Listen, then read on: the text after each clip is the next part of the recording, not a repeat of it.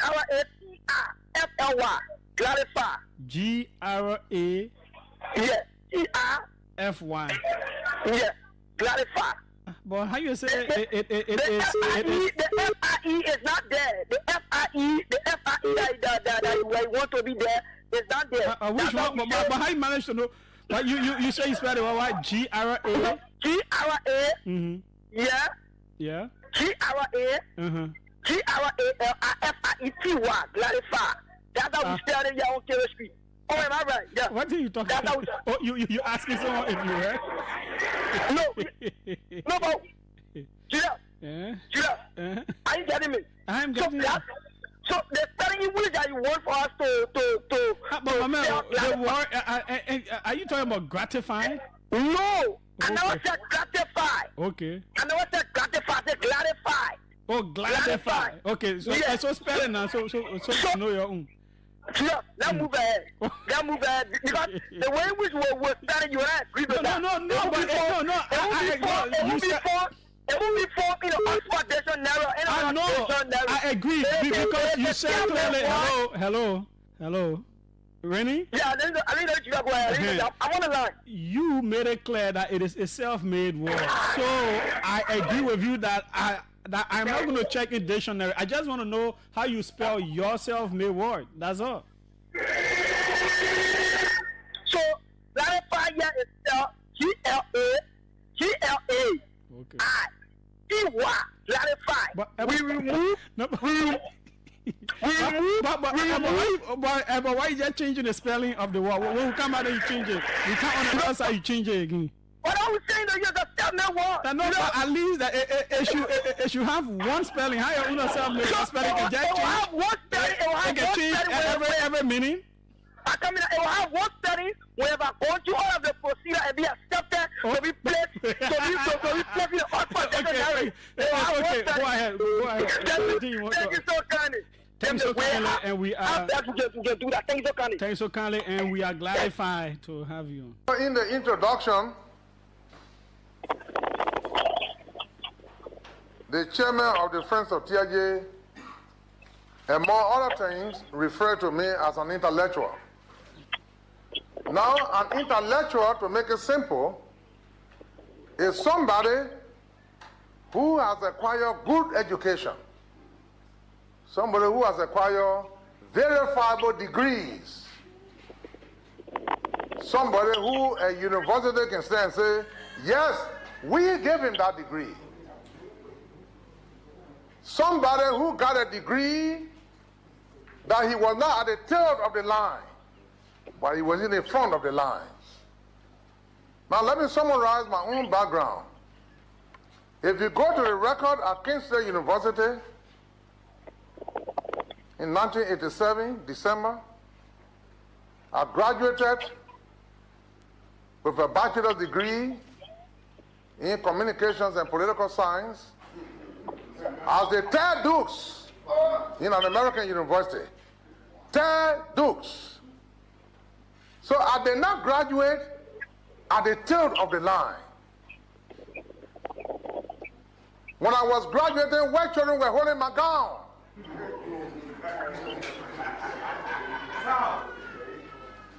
The normal period for a bachelor's degree is 4 years. Maybe when you have some complications, it will take you to 5. I took 3 years to get my bachelor's degree. So that is not an ordinary person. If you look even on my diploma, the degree the university gave me, there's a gold-plated seal on that degree where they refer to my level as having graduated cum laude. Then I went to Howard University in Washington, D.C. When I went to Howard University in Washington, D.C., because I graduated with honors from Kent State University, Howard University, at that time there was a gentleman from Greece called Nikolai Stavo. He was the chairman of the graduate school. He offered me an employment as a teaching assistant in the Department of Political Science when I was doing my master's degree. Nikolai Stavo 1988, 1989, he was chairman of the political science department, the graduate school. Haleborn Watson was the chairman of the overall department at Howard University. So while I was getting my master's degree at Howard University, I was also teaching American students their own political science. So I got my master's degree from Howard that you can check to say yes. Center is very interesting, you see. It's a very interesting place. These are people when once the chance is taken away from them, they returned. They are political tourists. I listened to Jeremy Lemay this morning, who sinned with blatant intoxication. And you ask him, you are a mad job seeker. You leech on the state cover. You have never survived as a being before. Never have you. You never survived. And that's why it's strange to you when somebody asks you a question, you get infuriated, and you them into bullying a progressive, energetic, sclerotic character like Mama C. Kabar. But you're wasting your time. Your expression doesn't define who she is. She was trained to confront creature like you, who survived on political opportunism. So that's the difference between you and her. We will stay here because we understand this play better than you. We see your end before you begin. And that's why we look at you. We don't need to put effort because Mr. Praga presiding in an autopilot government. The country is piloting itself. I see the question. That's why you see some of these schemers are trying to escape. They want to shift blame. The thing is turning into a disaster, an epidemic, and nobody wants to be associated with it. And so they're running away. See the criminal. You go and somersault today. Pierre, you want us to believe? You say the government will make a decision. What kind of decision you haven't made that will be set in cabinet meeting? So it is true that you are a 419ers. You go over there. So who's in charge? That should be a long struggle to know who's in charge. But that is not our duty. We have much more sacred responsibility. The concerns of the Liberian people are more sacred to us than these bunch of desperados who are engaged into pageantry and merrymaking.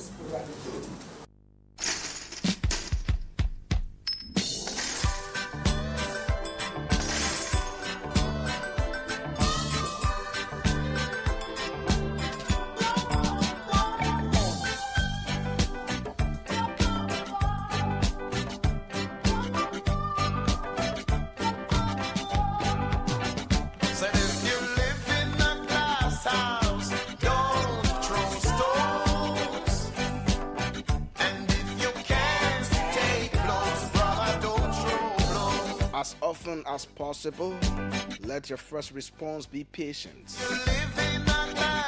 Exercise patience with others, with yourself, with the situation. Decline to buy into the drama of frustration and annoyance. You are much better off staying calm, offering a little understanding and peacefulness. Take a breath, take a beat, and collect your thoughts. Give yourself and those around you the best of chance for a beneficial outcome. There may well be plenty of reasons to be upset and angry, yet there are better reasons to transform the energy of the moment into positive intention and patience. Almost always, you can go and get more done with cooperation than with confrontation. And if you can, choose the path that leads to the most desirable destination. Practice patience and feel the strength of your own best intentions. Practice patience and give goodness a chance to fill the situation. My name is Trokon Wrepue. Welcome to the conversation on OKFM 99.5. I beg you don't throw stones. No. Yesterday was the execution of the much publicized Say No to Drugs campaign. A lot of people call it a protest. I wouldn't do so. It was a campaign meant to call the government's attention to the proliferation of illicit substances that is destroying the future of the nation, its young people.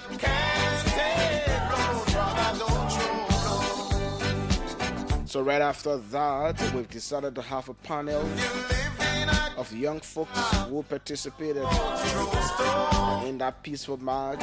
And we're taking our 30 minutes to speak with them. Most ghosts see I looking so humble.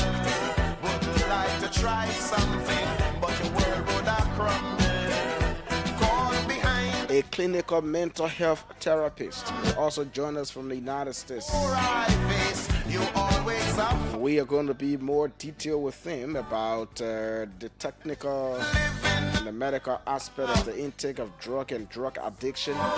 The young people here will talk about advocacy and what it is we can do, and we also delve into the policy prescription. I know President Bwaga has issued a very, very, very, very, very tough statement. You could feel the anger in the statement of the president, the urgency. So we will have them here. They will speak with us on the conversation. My name is Trokon Wrepue once again. Stay with us. Don't you go anywhere. Let's now go across the African continent here. Definitely was making news in other areas.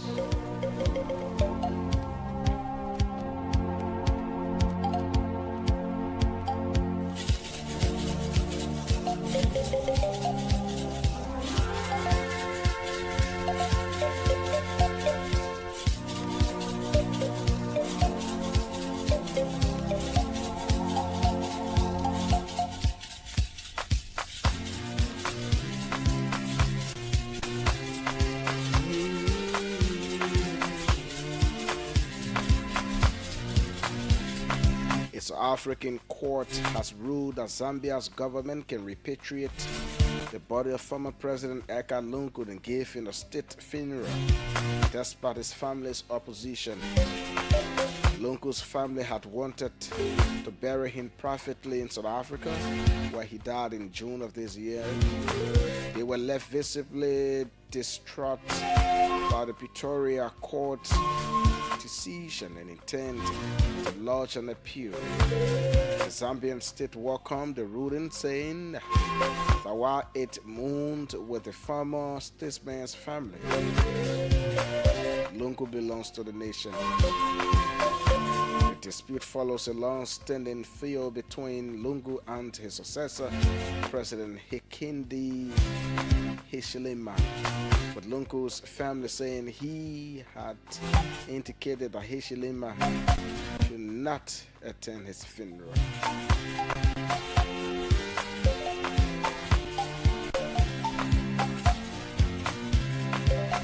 Tragedy in Ghana.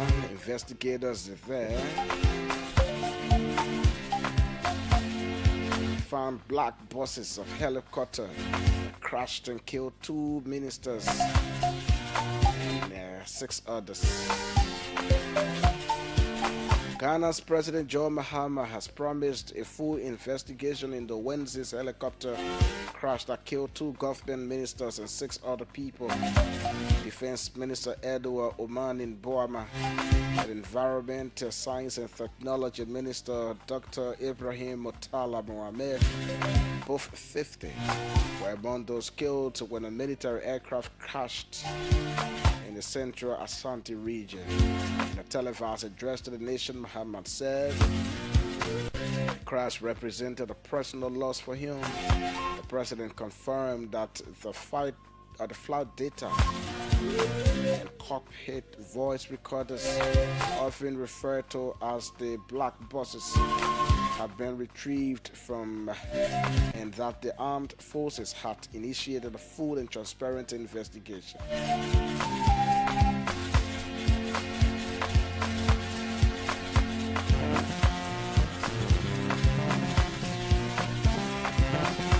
In another devastating news again, 6 people have been killed after the light aircraft belonging to a medical charity crashed in Kenya. In Kenya's capital, Nairobi, according to local officials. Charity unearthed flying doctors said the Cessna plane took off from Wilson Airport on Thursday afternoon. It was en route to Hajisia in Somalia when it crashed and burst into flames at the residential building in Nairobi's Guatoria area. Kembu County Commissioner Henry Wafula said 4 people on the plane were killed, including doctors, nurses, and the pilot, as well as another 2 people on the ground, while 2 others were seriously injured.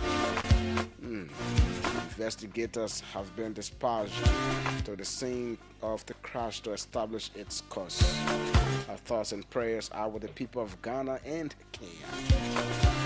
This is The Conversation. Stay with us. Don't you go anywhere.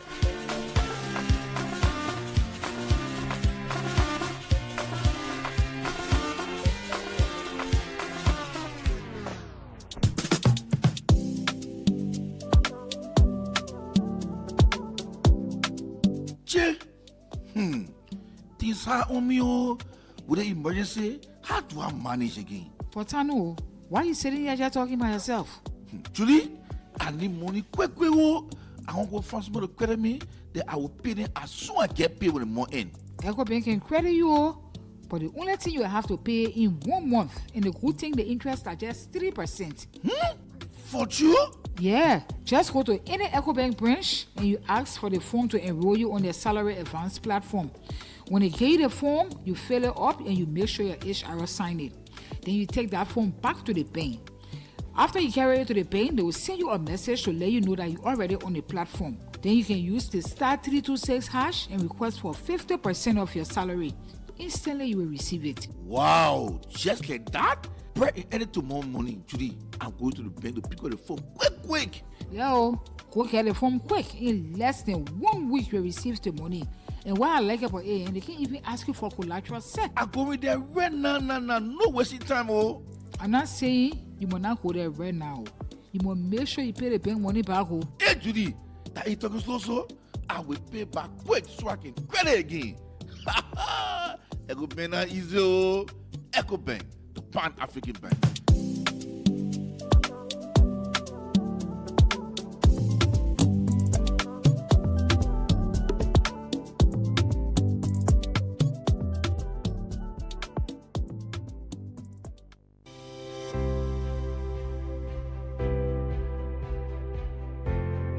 Your favorite RLJ Kendeja Resort and Villas is new and improved with top-notch first-class services guaranteed to make you feel pampered and special as our royal guests. Ideally located on the RI Highway, a few minutes drive from the rehab junction, right in front of the Atlantic Ocean, you are assured of a peaceful, serene atmosphere of a home away from home. The ingredients for our Liberian meals are freshly picked from our garden to give you that unforgettable taste of Liberian cuisine. Our villas are designed and equipped to ensure every night spent with us is a memorable one. We are well positioned to host conferences and seminars of all sizes, as well as outdoor events like garden weddings and parties. Book your upcoming events and leave the rest for us to handle with 100% satisfaction guarantee. You can reach us on 0770-533-415 or email us at reservations@kendejaresort.com.lr. Visit our website on www.rljkendejaresort.com.lr. RLJ Kendeja Resort and Villas, for memories worth repeating.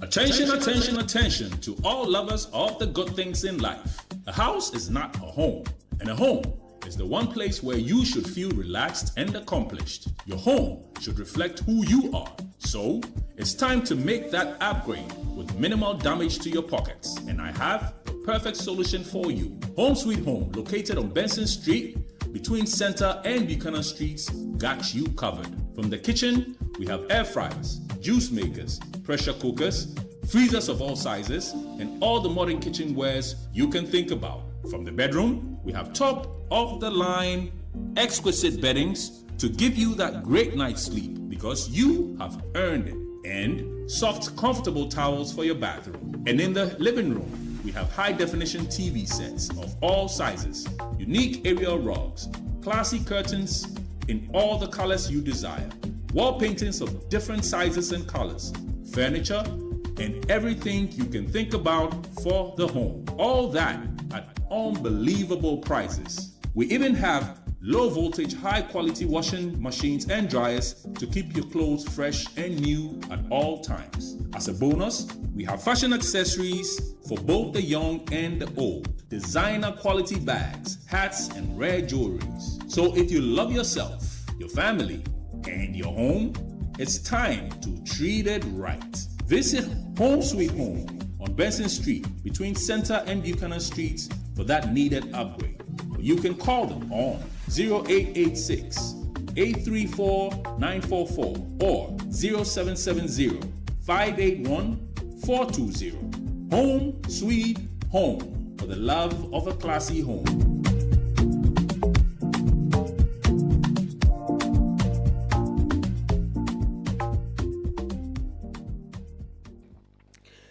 Thank you. This is The Conversation. Welcome back to it. Stay with us. Don't you go anywhere. And right after hearing from our sponsors, we'll now take the Fast Check report.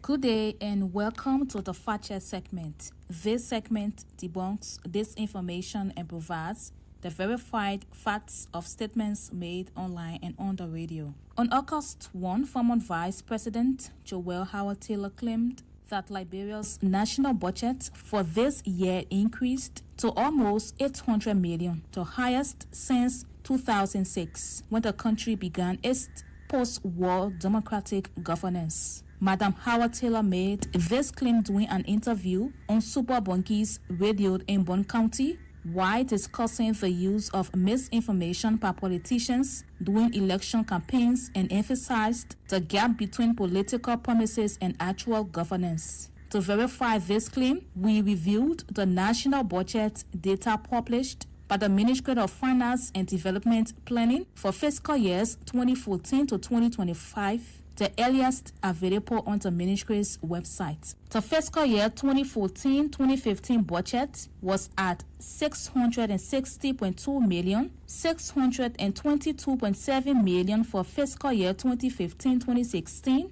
$563.5 million for fiscal year 2017-2018, $570.1 million for fiscal year 2018-2019, $526 million for fiscal year 2019-2020, $570.1 million for fiscal year 2020-2021, $786.5 million for fiscal year 2022, $782.9 million for fiscal year 2023, $738.8 million for fiscal year 2024, and $880.6 million for fiscal year 2025. While the ministry's public records do not include budget data before 2014, the consistent trend shows that Liberia's budget has remained below $800 million until the 2025 fiscal year. The 2025 budget surpasses that figure for the first time based on available data. Based on a review of the budgets, we conclude that former Vice President Joel Howard Taylor's claim that Liberia's national budget for this year increased to almost $800 million is incorrect. However, she is correct that the 2025 budget is the highest since 2006, when the country began its post-war democratic governance.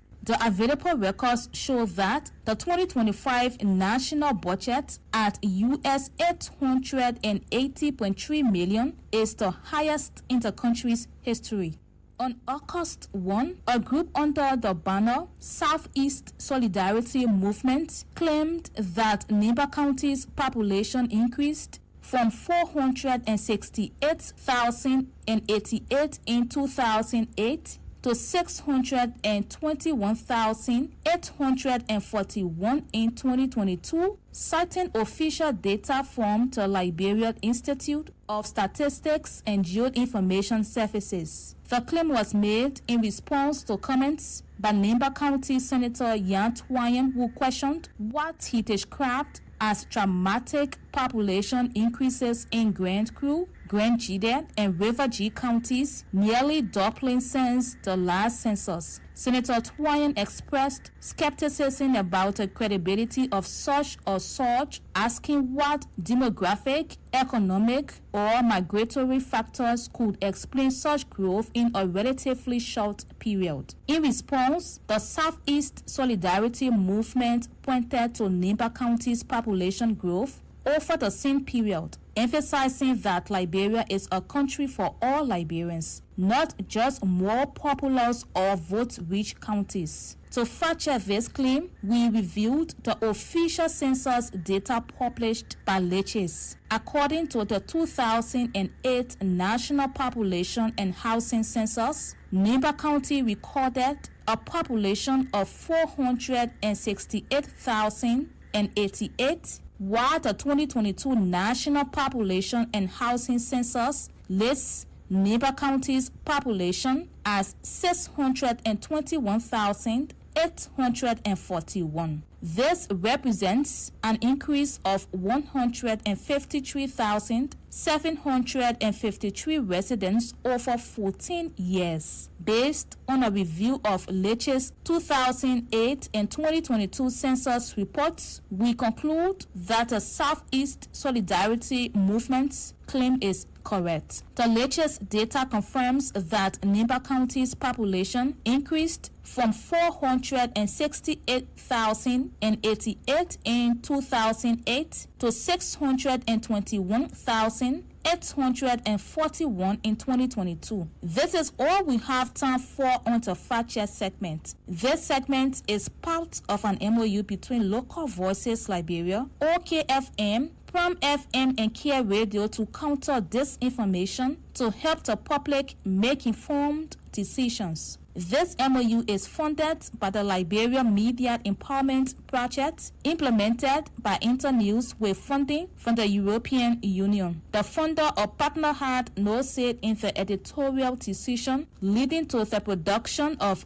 this Fact Check segment. We will be back on Monday with more Fact Check reports to help you know the facts. If you want us to fact check or claim for you, please send us a text to WhatsApp on 0777 556 296 and we will definitely check for you. Also follow us on Facebook at Local Voices Liberia, X or Twitter at LVL Fact Check, and go to our website www.localvoicesliberia.com. My name is Olivia Bawon. Thanks for listening. Goodbye.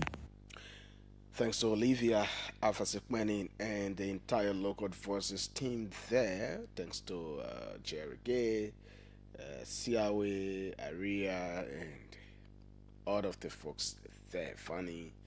Yeah, they are doing a very good job. An informed society makes an informed decision. And it is important to deal with information disorder hands-on. I don't call them misinformation or disinformation. I call them information disorder. I call it information disorder. It's good to deal with it hands-on so that the population do not settle down with what they hear on a daily basis. So make the fast check-in segment on the conversation and the OK Money Rush your place, your friend, your spot, and get the real, better information. The verified one coming from the public or the one on Facebook or coming from policymakers. So the Liberia Telecommunications Authority have had a series of gatherings in recent weeks. Was it this week or last week? Yes, enter this week, this week. And they've been able to reach some agreement with Guinea and Sierra Leone for roaming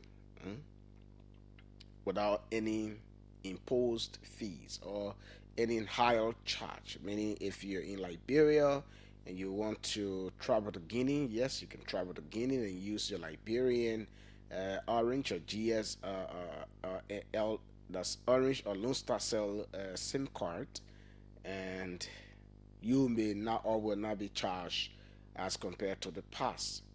If you want to use the internet to browse, the data charges will not be exorbitant. It will be at the same level. That's progress. The similar signing ceremony will be happening between Liberia and the Ivory Coast. And we are told that either Ghana or the Gambia will be next. But the commissioner there, the chairman of the board, Clarence Mazikwe, former Lofa County representative, made mention of that. So we thought it's a good thing to commend them and say thank you for the brilliant idea. So it promotes regional trade, it promotes regional cooperation, it gives that sense of oneness and togetherness so that Guineans in Guinea will cross over to Liberia. They do not need extra fees or charges to interact with families back home, vice versa. And the same with Sierra Leone and the Ivory Coast. So in the Mano River Union region, that has been cemented, which is a very good thing, and we must thank the LTA for that. So on the contrast, I was part of a couple of journalists in February of this year that visited an ongoing construction site in front of the EBK barracks in Shuffling. Is that the name of that barrack, EBK?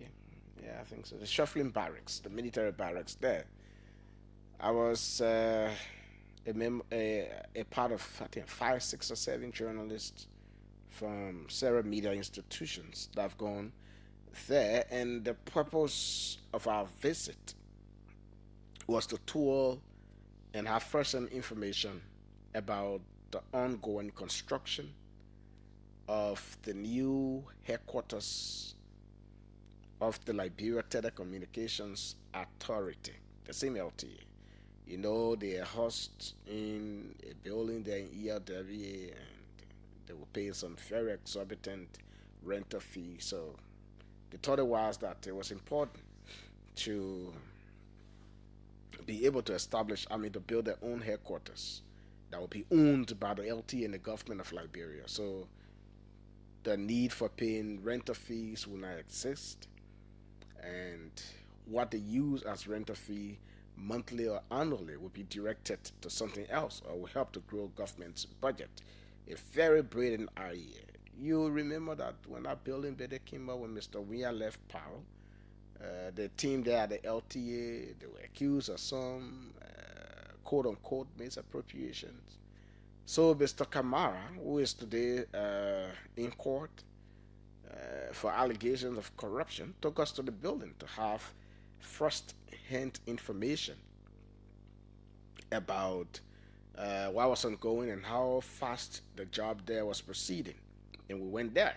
Contractors were there, they were working. I think the building cost $4.5 million US. So the contractors were there, they were working, and we had conversation with them, and we were told that by June or July this year, that building will have been completed. Today is the 8th of August, and it doesn't look like that building will be completed anytime soon. And we're asking whether funding was available. He said yes, funding is available, and we've changed the model of the contract, and we'll be able to work with the contractors to fast track this so that by 2026 we would not be paying rental fees like we are doing for this year. So quite clearly he said to us that the completion of that construction will have been, and the turning over of that building will have been either June or July. It didn't happen June, it didn't happen July, we are in August. So the LTA should say why that building is not yet completed, what portion of the money has been expended, where are we, and what's next. Because I know a couple of days ago I passed and I saw the building, the way I left, the outside part is still there. Apparently they're working within. I did not go in, and I cannot say that I go in, but I know that they're working from the inner part. I saw contractors there. I still see people there, but I know they're working. But the problem is that the building will have been completed, and up to now there's no sign of its completion. It's a call for concern. So we thought to just pass that by the LTA, just call the same media back to say, oh yes, you informed the Liberian people in February. We told you this building delegation will have all the completion will have been in June. We are short of nearly 2 months now. We cannot complete, and these are the constraints. Give us the proper information, the data, to avoid speculations, which would be, it would be very, very good to do. So, away from the LTA thing, then I come to the Liberia traffic management story. So last weekend we were here and we were detailing what has happened at the LTM and the legislature's intervention, specifically the House of Representatives, and how important it was to have those kind of intervention made, especially when the population is rising up, when the people are complaining. A lot of Liberians will complain at the Ministry of Transport. Over 200 workers there are protesting daily, day and night. They are protesting. They're accusing the government of attempting to take away jobs that belong to them they should do. And we were asking the question about employment and the government's decision to award a contract to the Liberia Traffic Management at the detriment of its citizens. And I was also talking about, I was making analysis on what we know or we've seen that will be paid in 25 years, I think $45 million in 25 years. And I was asking if 25 years adds onto my age, what will $45 million do for Liberia in 25 consecutive years? What will the Ministry of Transport be able to generate in 25 years for the Liberian government if we do not outsource the licensing, the plate, the registration, and the entire vehicle management stuff? If we do not outsource that, which is supposed to be a core responsibility of the Ministry of Transport, then if we do not outsource it, what is the analysis on how much would the ministry generate for us in 25 years as compared to a company we're giving it to do that in 60-40 or 70-30? So they gave us $45 million in 25 years. And we're doing, I'm just thinking, do the math, do the analysis. Let's get to the Ministry of Transport and add the Ministry of Transport. Every year, how much did you generate for the government of Liberia when you fully had this responsibility? How much was it generating for the government of Liberia? And do the mathematics. Let's say they were generating a cent. And do the mathematics times 25, and know how much they were generating. And weigh it with what Liberia Traffic Management will give us in 25 years.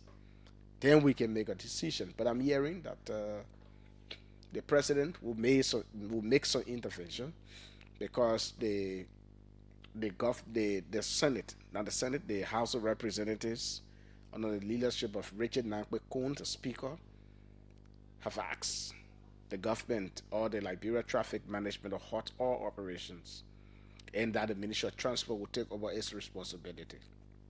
And I know, have heard, and I know that vehicle registration, lesson plate, and all these things are now being done by the Ministry of Transport. So it's temporary. The government will reach a decision. It's not final. So the decision the government will reach will be after all of the analysis and everything. They will come out and say, yes, either we maintain the Liberia Traffic Management deal, or we are omitting or removing this from the deal to set it aside for the Ministry of Transport, or it will remain with the Liberia Traffic Management and we deem it necessary, or we know that when it remains with them, this will be the outcome. So we look up to the government to say that, and I know those thorough analysis will go on, and they will definitely tell us exactly what the outcome will be. And we expect that to be done very soon, either this weekend or next week. We are hearing sources informing us about that the president will come up with a statement on that and take a definite position. And we are hoping whatever position he takes will be in the best interest of the Liberian people. Like I said, the reason for which you have come to govern is to govern in the interest of the Liberian people. Already there's huge unemployment. We cannot let about 200 people sit home, or 200 plus people. If you're to do the mathematics, you're talking about 1,000 people that will be sitting home, or that will be left hungry, because almost like we normally say 10 persons is attached to a family here. So if you're talking about 200 people or 200 plus, you're talking about nearly 2,000 people will be sitting home doing nothing, and will not even have what it takes to either send their children to school or pay their children's school fee and all of those. So the president will have to take a look again at the Liberia Traffic Management deal. If it is true that the people are supposed to get $45 million in 25 years, or $40 million or so, let's do the mathematics and the analysis on how much transport ministry will be able to generate for the government of Liberia in 25 years. And call a spade a spade. Call a spade a spade and say, look, and it is important that we keep the job for the people. We can't be fighting unemployment, and then because we are outsourcing, we got some 200 plus people have a job. It's risky for the government. It's risky for our own security, because these people, like I said, one family here will have 10 persons attached. If you do the mathematics, you're talking about almost 2,000 plus people that will be starving only because their government chose to outsource a core function of the Ministry of Transport, which is terrible, which is in a very good sign. Thankfully, the government has taken responsibility. I listened to the presidential press secretary. She said, yes, the president know about it. He has heard them. He has listened to them, and the government will make a decision. Mr. Mo Ali from Water and Sewer is an executive of the Unity Party. He wrote and said, yes, we take the blame. We will take the latches. But taking the latches will not be the thing. He says it's a bad deal. And if yes, it is a bad deal, we must do whatever it is, Mr. Ali and the government and the Unity Party people, to correct it. Because if we do not correct it, it sends a bad signal. Our people will be out of job. We will not have what we're supposed to have, on their table. There will be no bread. And we'll be here talking the bread and butter issue. And the people will be complaining. And that is just it. Already there's huge unemployment that has been acknowledged by everyone. We know so. There's growth in our economic standpoint from the analysis of the World Bank and the IMF. Yes. I listened to Mr. Seymour Freeman, who praised the 4% growth. He said, yeah, that's good. But hey, there is nothing good about that growth if the woman in Timo Town, where my mother comes from, is still buying things expensive in the market. That growth isn't good, or does it make sense if the woman in Grand Jida County, the woman in Putu, the woman in Boplay in Nimba, the woman in Zianzu, Bon County, the woman in Yapata in Wrepue, the woman in Buto in Sino, is still using the same pricing scale or model to purchase. That isn't good. That is why it is important that the performance of our economy comes with growth, and the growth must have a reflection on the people. And as we fight for this reflection to come, Mr. President, we cannot wipe away whole 200 plus people only because we want to outsource a core function of the Ministry of Transport to a group of people or a group of foreign people.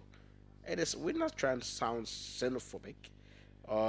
We're not trying to be racist because they're, Lebanese. No, that's not how our argument is about the first preference, the Liberianization. Our people who are here, who would not have a job, and then a foreign company, what good is it? If a government generates, let's assume the Ministry of Transport will not generate in 25 years as compared to what the Liberia Traffic Management will generate. But for instance, what good is it if the government takes away jobs from its people, gave it to a foreign company, and you put about 2,000 plus people into poverty because they would not have the means to send their children to school. They wouldn't have the means to pay bills, rental fees, to pay for LEC, to pay for water, to even pay taxes, but because there's no job doing, to pay direct taxes, income taxes. So what good is it, Mr. President, and the government and the Unity Party, that you will take away the jobs, outsource it to a company to give us money? For whose benefit is that money coming? When even what will come will be unable to even cater to all the family heads because there are competing priorities in government. Sometimes it's good, but it has a bad side. And we have to think. There's less pressure on the government if a lot of people are employed and they make good income. And that's true. There is absolutely less pressure on any government across the world when a lot of people are employed and they're making good income, their earnings good. That's why you see countries in the West, they will fight the rate of unemployment. The Americas. In Asia, people will fight the rate of unemployment. Okay, a lot of people employed, because if that is done, there's less pressure on the government, and we have to take that model. In other countries, the private sector is very strong. See what we have here: a very weak private sector. It is not one government's blame. Since our post-war recovery, we have had a challenge, and some of us will know that challenge will have existed because we took upon ourselves to destroy almost everything we've built in over 100 years. We did that in 14 unbreaking years. So to have come from the silver crisis to rebuild the recovery process wouldn't have taken us a less time, and we know that. But this progress must come with some satisfaction with the citizen. Is the Bwaka administration doing some good things? Yes. Is the Bwaka administration having some very good policy on some issues? Yes. Are there more remain to be done? Absolutely yes. And these are the things we're talking about when we're here always. We acknowledge the work of the government. We talk about some of the successes. I was talking about the LTA. But the bread and butter issue needs to be solved. If you do not solve the bread and butter issue, you can build a road from here to my home, Buchanan, like you did. There will still be people in Buchanan crying that there's no job. Oh, and we're suffering. Go to Buchanan. Ellen Johnson Sirleaf, Her Excellency, built that road. It comes from Cotton Tree. It passes through Owens Grove onto the port of Buchanan. Yet, a lot of people are still striving. A lot of people are still suffering because there's no good private sector so that they could get the benefit of the road. Until NTA could come, People are still paying over $700-800 to leave from Marvel to go Buchanan, despite a very good road. Ellen Johnson Sally for Excellence built a road all the way to Ganta border, Liberia Guinea border in Ganta. People along the road are still living in despair. People along that road are still living in destitution.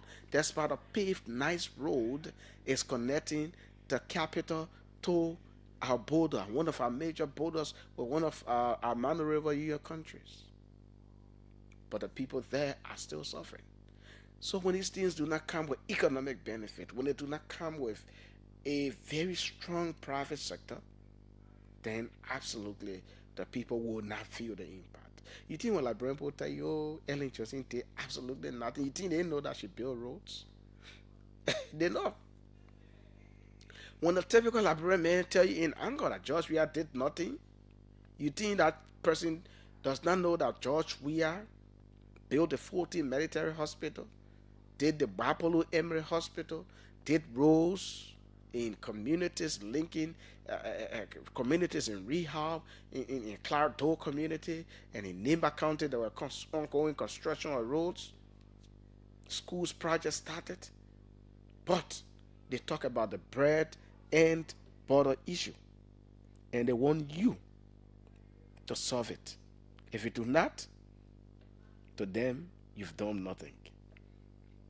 That is why, Mr. President, every time we're here, not out of hate, not out of anger, not out of jealousy, we play that role as patriots to remind you that yes, you're doing some pretty good things, but your government will need to do more because the expectations are very high. With the name given the government, Rescue, the expectations are very high. In your State of the Nation address, Mr. President, you made mention of the road leading from Medina Junction into Rubber Sports. I was here. It was a Monday. When I asked our Grand Cape Mount County correspondent, thanks to Mark Rogers, he told me that all works on that road have stopped. Mr. Public Works Minister, do we have the right to know why the road work stopped? Is it because of the rain or because of some technical glitches in my Samuel 12 voice? We need to know. We deserve to know. It is our right to know because the funding you're spending, whether from outside of Liberia, belongs to taxpayers, belongs to people who labor and send it to us. If it is domestic revenue you've generated, it is our sweat, our tears, our suffering, and we deserve to know. So I called and asked, what was the road's condition? And he told me the work stopped. The road to Bombay County is another mess. And how we are seeing all of these. Are roads in the southeast good? Yes. Has the NTA, started business in the southeast? Of course. Kudos to the government.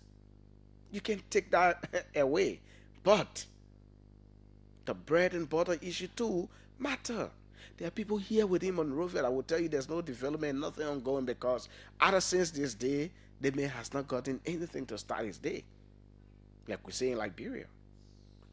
So when we pick up these little packages and put them together and make them big, Mr. President, then the people get to know exactly where they are headed. Is the government doing better on the price of rice? Yes. I know Bon County, Kakata, Buchanan, and other places, there are reports about the drop in the price of rice. What's about petroleum product? Yes, they're doing some good job at the LPRC. But sir, Mr. Boakai, the bread and butter issue. So I'm giving all of these analysis to inform you, Mr. President, that all is not well, and to look at 200 plus people at the Ministry of Transport for to let them say, y'all go. Because we want to outsource a particular component of the Ministry of Transport, it will not be good in my own thinking. It will not be good. And we need to do better. We will really have to do better. We will have to do better Because if not, 200 jobless people will add on the millions of people who do not have jobs. Some of the people who have jobs are vulnerably employed. There's no surety of even salaries coming on time. Some are paid way below the minimum wage of $150 per month. Does the Ministry of Labor cares? That's the vulnerability of the employment that I'm talking about. People that got no insurance. People that their bosses can look at anything and say, go on, you fire. They got no right. They're vulnerably employed. Do we care about them? The vulnerability in employment status even enter the media. Some media institutions, journalists are vulnerably employed. And we have to say these things. Because the society must have that oneness so that everybody should see the light. Everybody know that we are operating in line. We cannot have a decent work bill that talk about people making the US $150, which I think is very infinitesimal, especially in current day life. And I thinking that we should have an amendment to add up that minimum wage to at least $250 or $300 per month. People make $150. The money doesn't come. In some institution, that $150 you make per month is what you use to pay your way and go back to work and eat. At the end of the year, you benefit nothing, you saved nothing, you realize nothing. And I remember the words of my father when I was growing up as a kid. When he worked for La Plantation, the old man told me the only real benefit I will get from this plantation is to have you guys grow into good citizens. Go to school, learn. Because everything I make here, leave on just out of food, transportation to go to work, because what they made was very small. And people who have their parents that work for plantations will understand exactly what I'm saying. That's the suffering Liberian people go through.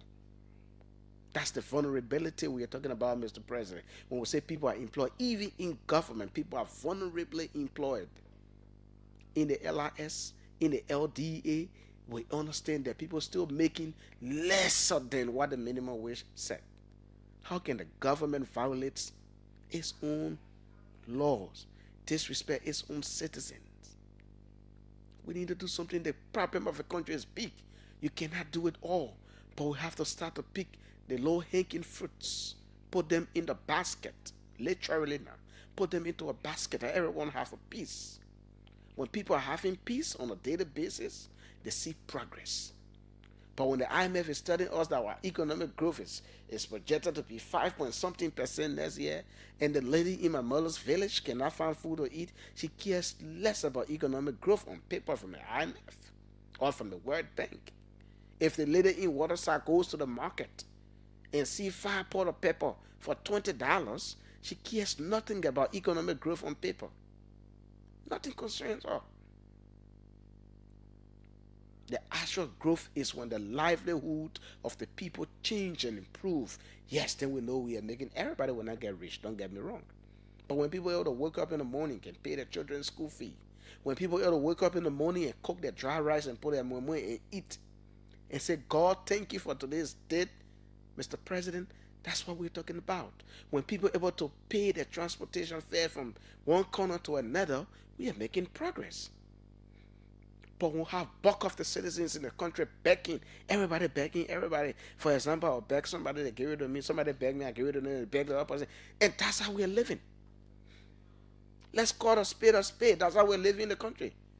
Trokon begs somebody. The person send me something, somebody begs Trokon send it. Somebody begs the person that begs Trokon. That's how we are living in the country. That's exactly how we are living. And we have to be truthful to ourselves. And I mean, the government doing some things. They are making some progress. But if the low-hanging fruits are not picked, put into a basket so that people have little shares, these progress we are making in electricity, in water production, in roads, will mean absolutely nothing to our people. Will mean nothing to our people. Every year, every time, every day, governments upon governments will talk about improving the private sector. How much did Madam Sully improve the private sector? How many jobs the private sector created during the Ellen Johnson Sirleaf 12 years regime when Mr. Bwaka served as vice president? Is there any statistics we can look up to? Were there a lot of people lifted out of poverty after our civil crisis? Then we come on to Mr. George Weah, the former president. How many jobs did Mr. Weah create in the private sector? How many jobs did President Weah created in the private sector? We can talk about that and have those conversations. Are there statistics available? And what's the impact of the jobs created? So when we come to government, sometimes it's good, we want to generate more money, but we have to be sensitive. Because the reason for which we come is for the good of those people that we serve, or we've come to power to serve. In the absence of that, everybody will say that anymore. Well, plenty of people will say that and say the government doing nothing. Oh, the government doing nothing. But there's roads and construction ongoing. Roads in the southeastern part of the country for years are now pliable. But if people do not find food to eat and you told them you're going to southeastern Liberia, they will hit their teeth and leave. They don't care because since morning they've not eaten. I hope you're understanding what I'm saying. And every time we hear Mr. President, we keep knocking your door, we keep talking about these things, and we will keep reminding you. If people around you are not telling you, listen, we'll keep reminding you. All of our presidents who've come to this country have had good intents. Whether it was Mr. Taylor, whether it was Mrs. Sirleaf, whether it was Mr. Weah, whether it's Mr. Boakai, they all have good intent. They are good sons and daughters of our country. But sometimes the surrounding, the way people do them, the way people make them to think, the way people put them into, like, yoke into the egg, surrounded just like that, and they are into a cage or a box that they are not hearing from outside. So I'm able to tell them that they think it's good, and they move on. So, whatever decision the government will take at the Ministry of Transport should be a win-win situation. We do not want to be seen like we are driving away foreign investment. No. We do not also want to be seen like we are prioritizing foreign investment and putting our people out of job, which I do not want to see happening. If we can give other functions to Liberia traffic management and leave the other function that the over 200 Liberians are doing at the Ministry of Transport, that would be a very good one to do. Or if we can reach an arrangement that they can be absorbed and given job into the LTMR, that would be welcoming. But to get them off job because we think, or because we want to raise some resources, I think it is not good. We have to rethink that decision. The president will have to take some very decisive action.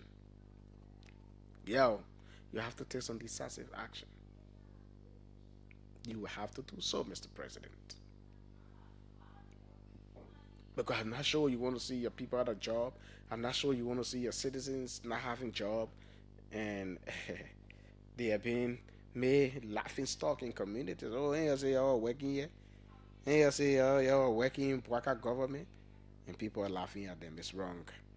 I don't think it's good. Let us have a reflection. Let's sit and think about this country. That slogan you call love, think, and build Liberia, it is now time to implement it, because if we do not, there will be trouble. There will be disaster. Because if people do not have job, your anger will be setting in. If people do not have job, the anger will be setting in, Mr. President.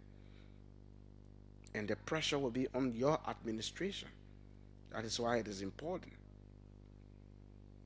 That is why it is important to give these people jobs to do. Very, very, very important to give them job to do. It's important to give them some job to do. So before we take a few calls,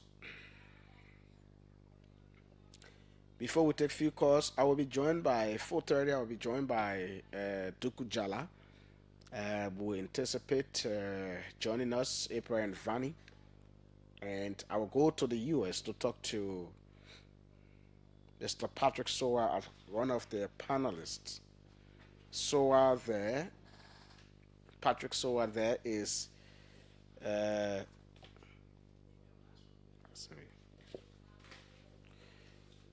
Patrick Soa there is a Liberian, and he's a clinical mental health therapist. So this kind of a thing fall on him, especially the mental health. So we will talk to him on the mental and medical side, and then the two brilliant young gentlemen will also join me here. So we have some conversation. But let's leave more time to talk to a lot of Liberians on what they think about some of what we've talked about. So you will call us, and let's hear what you definitely have to say. This is the conversation on OKFM 99.5. Don't you go anywhere. My name is Trokon Wrepue. Let's hear this person. Hello? Trokon. Trokon, how are you doing? I'm fine. Thank you for the show, Trokon. There are no better way for you to affect government as what you have just said today. I'm 100% support of the government, but the government have to do the needful. Yeah, we put the government into power to tell them to listen to what we want them to do. Now that previous government, why everything that yes or yes or no, we don't want yes or government. We want for government to know what we are going through. Your citizens are the one voting for you. They resources in their country, also us as a citizen. So what can we benefit from it? So we'll be sitting on the other people, other different nations, can carry our resources to different countries. Like for example, even the Lebanese people, what you're talking about, even the private sector, what we say, oh, we can't come out to tell you what to do. So we can only be bad luck when we find ourselves working with Lebanese men. I was working with one of them recently. She said, no, after I didn't go to work, I was sick. So the next day when I went in, I was not feeling okay. Then what I done, I'm not feeling okay. Then I said, but why you feeling that I'm not feeling okay? The next day I didn't go. All I could only see is the following day is to tell me, my man, after for him to pay me, he paid me $50. He gave me some of the father, he paid $50. The Liberian man who controlling the entity who calling the message board, you not even work to get money. They see first around where job where can service a car, where pocket can service a car. Go there, I left the job, now I'm taking home. Example, even more often about job business, but I leave these people, they are not correct. I'm not lying to you. It's not because of me and they do the thing, but they're not correct at all. Liberian men should do their job. Thank you. Yes, they know they can imagine last one Liberian men, but Liberian men supposed to take care of their country. Okay. Thank you so kindly. Hello? Hello? Yeah, good afternoon, Trokon. Yes, sir. Let's hear you. Welcome. Yeah, this is Charles Cooper, the chairperson of the Conscious Intellectuals of District Number 4, CRD 4 for short. Okay. I call specifically from Coffee Community. And I want to say thank you to you, Trokon. This right, normally Friday after work, I'm rushing home to come and listen to you. Because you're one of those journalists in Liberia that I admire when it comes to speaking the truth about the ill of our society. And that's one of the reasons why OKFM stands tall among most of the radio stations here. And I want to encourage you to keep up. You said something touching Trokon. People in this country are just working, but they are not jobbing. Because you can say you are working Trokon and your salary or the minimum salary you make it only on CAPE, transportation fare. Most of us are working only to pay our way to go to work, only because we don't want to sit, because you know another man is a devil's workshop. So many Liberians are just trying to find something to do, even when it's not something that is very upgrading their life. Trokon, one of the areas that many of Liberians are struggling is in the educational field, the classroom, the teaching. Most teachers are only teaching Trokon just to maybe pay a rent or maybe to be able to just do something. Because if you sit at the end of the school year, you ask yourself as a teacher, what have I achieved? Have I been able to buy even a bicycle? Have I been able to buy maybe motorbike or a piece of land for myself? It's difficult to go because some people paying teachers 10,000 liberty. If violation of the decent work act that says that I think $143 to $150 US per month. Even though that money, even the people in government makes lower than what the decent work act say. I'm talking about LTA and immigration people's salaries. So the government violates its own law. Yeah, okay. They Rasmus said that the foreigners learn from us. They learn from our leaders. When you see foreigners treating Liberians the way they are treating us is because they come and photocopy exactly what our leaders are doing to us or what we Liberians are doing to ourselves. Some Liberians are opportune to have opportunity to go and bless them. They use that blessing to abuse our fellow Liberians. Trokon, you are working for less than $100 as a BSc teacher. You are working for maybe 20,000 at this time. You are working for 15,000 and most of our schools. And the school and the churches should be the moral gates of society. But most of the violations are in our various schools. Most of these happen in the various churches that you serve as a moral compass for the society. So how can a nation develop with the kind of way we treat each other? Bad labor policies can only give birth to bad country. Okay. It's not easy, my brother. And we keep talking. We are just in a vicious cycle. We are 108 years now. Thank you. Yeah, my brother. Hello? Yeah, good afternoon, Trokon. Yeah, let's hear you. And let me say something to the people of Nigeria. Yeah, I'm saying you get over. I'm calling from Upper Power.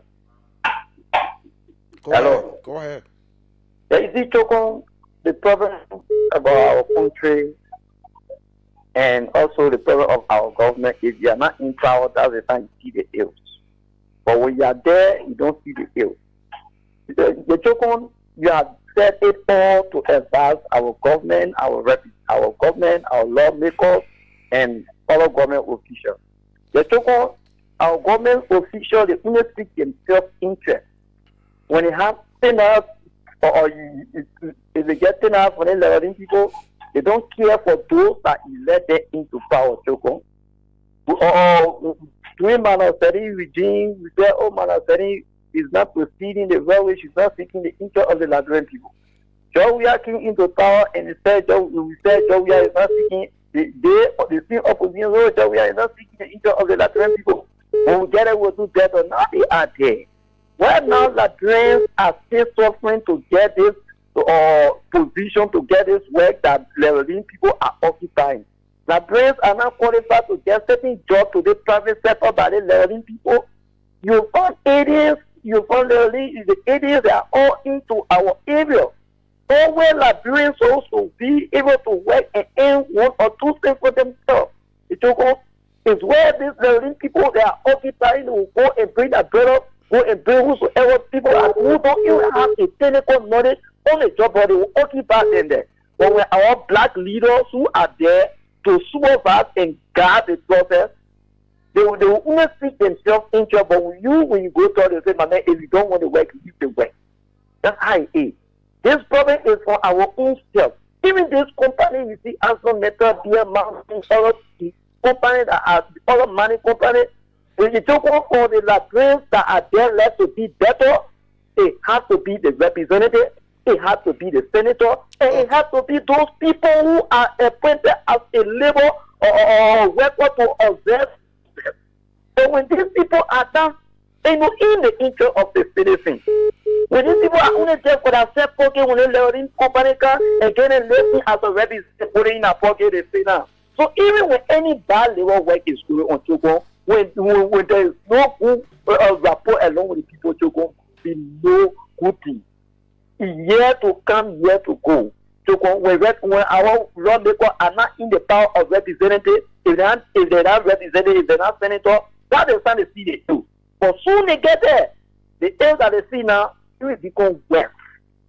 They sit down. So all the problem here, the president get a part to play, but our representative and senator are the main people causing this hardship. But you know, people they just join the cycle, the poverty cycle that if they come back to for the re-election, the people will elect them back because why when they can't get too big or rest, any of the day the people will elect them because of the hardship they have created into their country, into their district. So the people will re-elect them.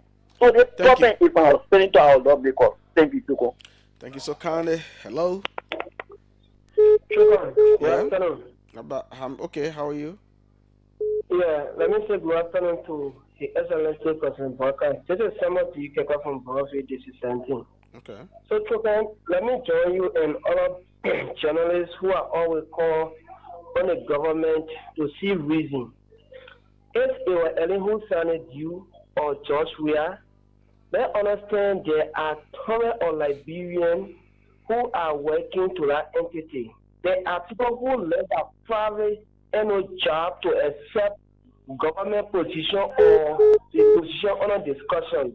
To have the people jobless in the country, Trokon, is frustrating. We are appealing to our government, Mr. President. Those who voted you, those who did not vote you, it's time to see reason and reconsider the decision that been made in the past. I mean, it had allowed when you see former lawmaker who someone sat and signed due to it, they are making mockery out of this thing. We came on a matter of change, and that change means possibly one. There are reasons why the public go into pool to maintain or replace government is to see that welfare. So it's time for my government I voted for Mr. President. I got a trust and confidence in you that you can listen. Do not mind, people who advise you for the wrong reason. You gotta work in here to see reason to support like for interest like you are saying. If you tell any like man say we have built road for Maryland or Sano boss reaching one day time. That man doesn't have food on his table, we're not reasoning what you are discussing to them. The bread and butter issue is matter. Our people need to be served well, Mr. President. Trokon, I'm a living testimony when it comes to joblessness. I've been calling on the radio too, and let me say Julius on the network. Doing my hustle. I will harass, I will attack my mobile money, everything was taken away from me. I've been home. My little brother and sister who are living with me, they're out of school. I feel begging in the public. I know how it takes from. So be a hustler or to be a working man, you jobless, Mr. President. It's time to come to the aid of our people to hear that cry. Do not mind somebody who will tell you this is the right thing to the center to know that it's not right. It's time for the owner in debt to see the welfare of our country, not individual interest. Thank you so much for the show. Hello. Hello. Yeah, let's hear you. Okay, this is Abenigo Newton, and I'm calling from District 10, Montreal County. Go ahead, Abenigo. So, I see no reason for this government to be breaking all the LTSU.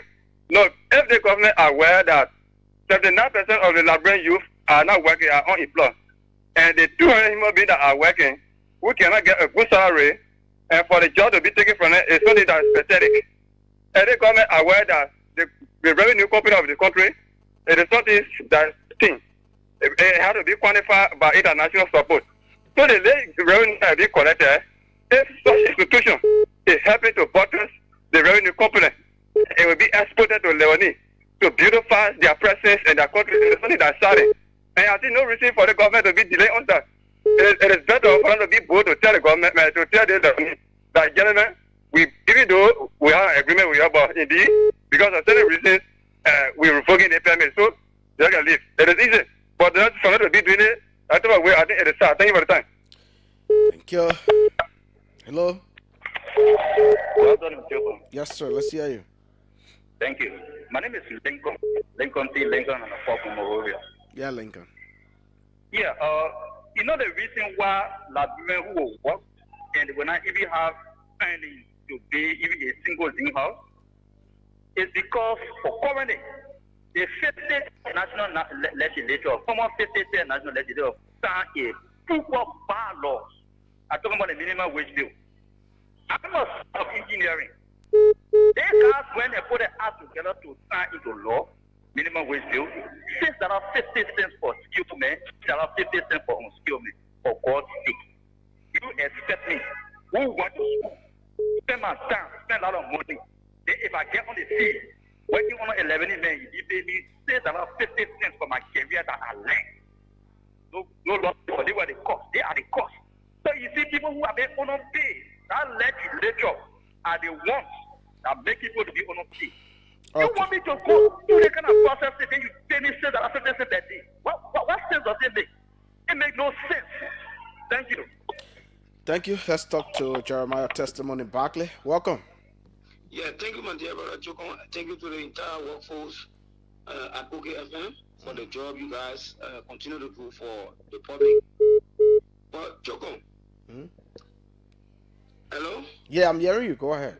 Okay, Trokon, on a serious note, if you look at the mathematics at the Ministry of Transport and that of the Labrador Traffic Management Incorporated, you will realize clearly that Labrador will be losing. Because if, for instance, in 4 years, the Ministry of Transport can generate 4 million or let's say 5 million in 4 years, then you are going to give a concession to a company for 25 years for just 14 million. So if you turn 25 times 25, you know, you're talking about somewhere around 250 or around there about 250 million. Why are you outsourcing? And then the government is also saying they want to increase the budget to market. And then the Ministry of Transport is one of the cardinal areas that generates one of the highest revenue, evidence by the accolades being awarded to the Ministry of Transport by LRA.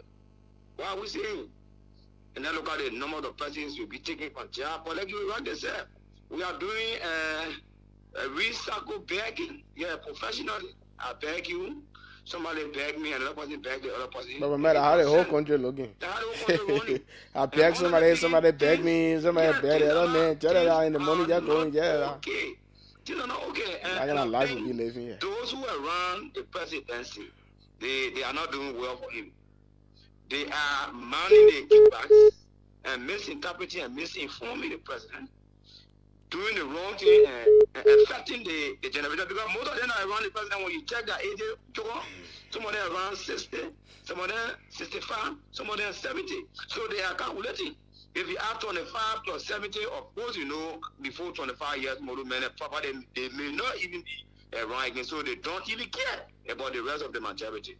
That is the problem. So there where Labrador is, and I agree with you. The president must now take action after he's listening. There are other conscious people who are around the presidency who will ensure that they will even depopulate the Unity Party. If you do this, they will depopulate the Unity Party. Okay. Then they need to take note and ensure. And we as employees of the Ministry of Transport, we will not hesitate protesting. We will do that. Under the Trokon, what I observe is capital building members are not reading and they are not researching. There where the problem lies. Okay. They are very lackadaisical for him. Thank you. Let's You're not researching. Thank you, Barkley. Let's hold it there. Hello? Yeah, good afternoon. Go ahead. Yeah, this is Momo Cobb. I'm calling on single. Let's hear you, Momo. Yeah, thank you so much for the analysis this afternoon of Wrepue Trokon. Like your problem, it started way back. Some of us who thought our president, the presidency, who look at like the prefect cost there, now representative. Because the people there, they now really want to educate the mind of the young people. So each time, like yesterday, one representative on your sister radio saying the people illiterate about the quality people can get done. So they now want to educate us. They now want to bring quality education to us. So after 6 years, they bring food. They fool us because we're not educated.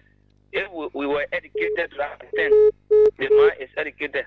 We won't be in a swamp of if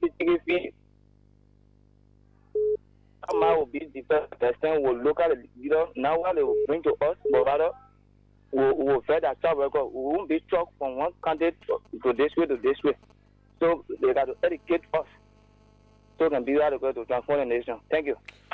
Thank you. We'll take two more persons. Hello. Hello, Brother Trokon. How are you? I'm fine. Let's hear you, please. Yeah, my name is Kofa, calling from Clarendon. Yeah, Brother Trokon. Well, for me, actually, I don't have to call on this private radio, public radio. I don't involve into politics. But what I hear about the Ministry of Transport, what I mean to take Liberian resources and give it to foreigners, It's just like modern day slave trade. We are living slave. It's just a slave. He come with politics to win some politics to blanfool and to cajole the Liberians. How you take Liberian resources and give it to foreigner? You see? Okay. It's not good. Okay. Yeah. So this is my point. And to brother, we pray for you to become president for this country. We not tell we are there because we hate we are. We tell we are there. We also bring you to because you say you come to rescue the country, and now you are want to put fever in the Liberians. So you need to speak on that. We pray for you. I myself, I pray for you, Waga, and for you to become president for this nation. So don't come and make the Liberians to fever. Okay. Thank you. The very last person, then we'll go to Nimba County to talk to Franklin. Good afternoon. Good evening. Yeah, let's hear you. Trokon, the thing is that we are very disappointed. Administration that don't listen to the people. Just imagine, we give you over 2 million plus vote because to speak for us. And nothing is working. Just imagine there are a lot of people who came out of colleges and all universities who are now working without unemployment rate. They're looking at 200 and some more to just let them go home and sit down. That is not very fair. Why are our people treating you like that? You have a legislature. They are not even doing because they wouldn't wait when they want the people vote to go to them. But this thing is a very crucial thing. They have to look into it.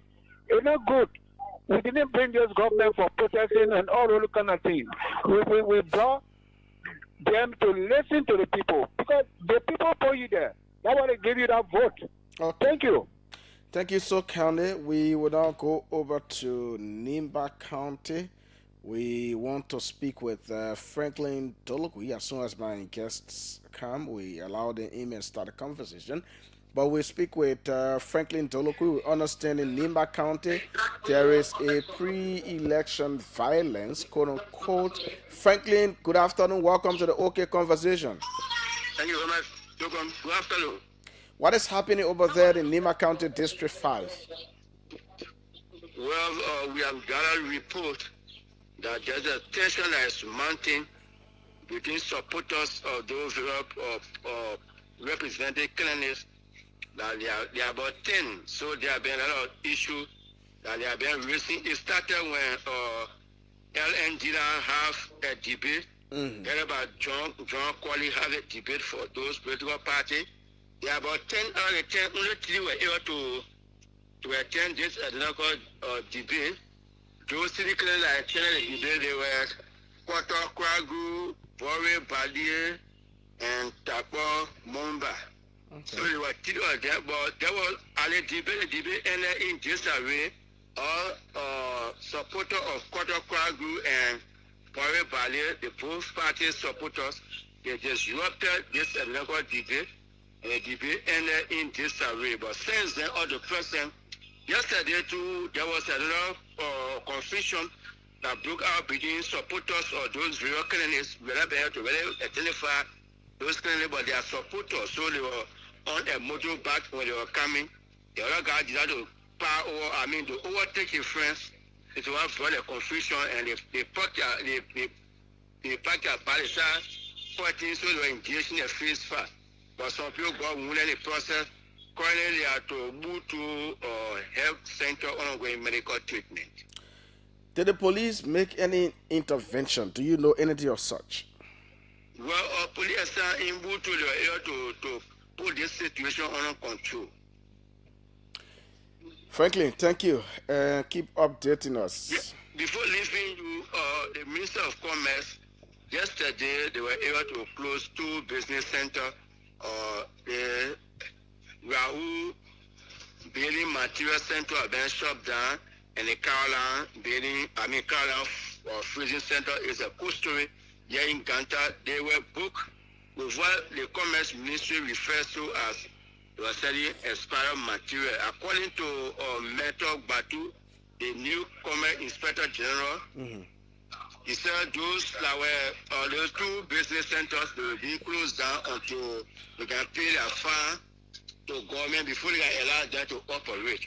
On the other side too, their action yesterday have opened another debate here in Nima, where most of the marketeers that we spoke with, they come out to say a lot of customers here in Nima, meaning in Ganta, are them selling expired materials, but we only see that two, they have probably according to the marketeers.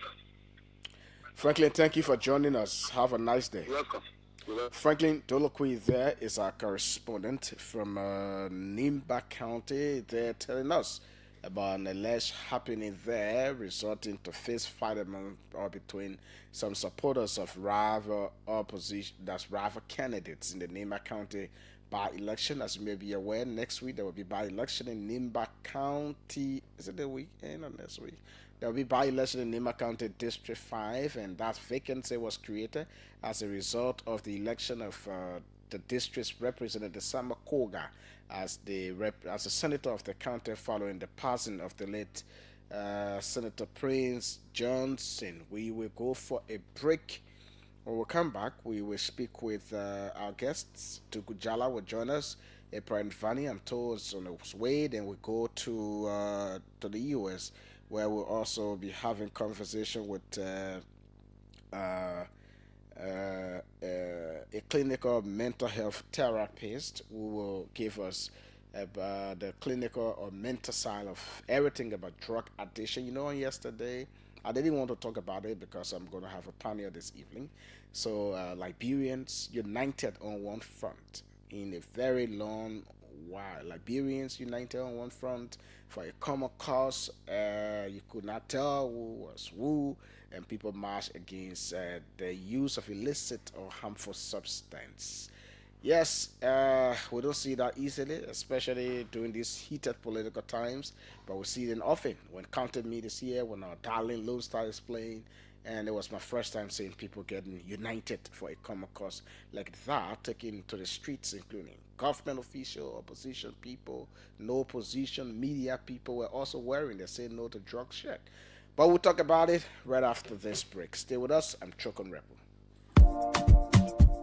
Attention, attention, attention to all lovers of the good things in life. A house is not a home, and a home is the one place where you should feel relaxed and accomplished. Your home should reflect who you are. So, it's time to make that upgrade with minimal damage to your pockets. And I have the perfect solution for you. Home Sweet Home, located on Benson Street, between Center and Buchanan Streets, got you covered. From the kitchen, we have air fryers, juice makers, pressure cookers, freezers of all sizes, and all the modern kitchenwares you can think about. From the bedroom, we have top-of-the-line, exquisite beddings to give you that great night's sleep because you have earned it. And soft, comfortable towels for your bathroom. And in the living room, we have high-definition TV sets of all sizes, unique aerial rugs, classy curtains in all the colors you desire, wall paintings of different sizes and colors, furniture,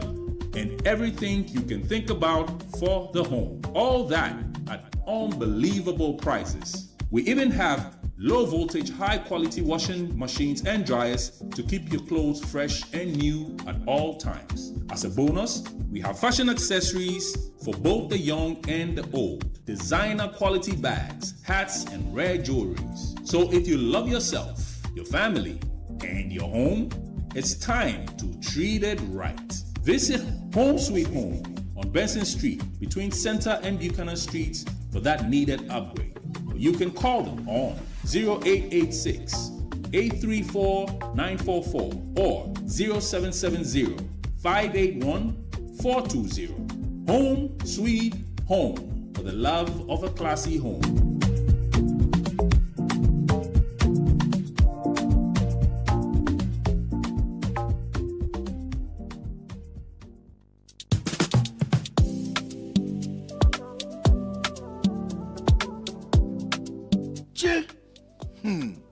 Things are on me, with an emergency. How do I manage again? Potano, why are you sitting here just talking by yourself? Julie, I need money quick. I won't go find somebody to credit me. Then I will pay them as soon as I get paid with the more in. Echo Bank can credit you. But the only thing you have to pay in 1 month, and the good thing, the interest are just 3%. For you? Yeah, just go to any EcoBank branch and you ask for the form to enroll you on their salary advance platform. When they give you the form, you fill it up and you make sure your HR sign it. Then you take that form back to the bank. After you carry it to the bank, they will send you a message to let you know that you're already on the platform. Then you can use the *326# and request for 50% of your salary.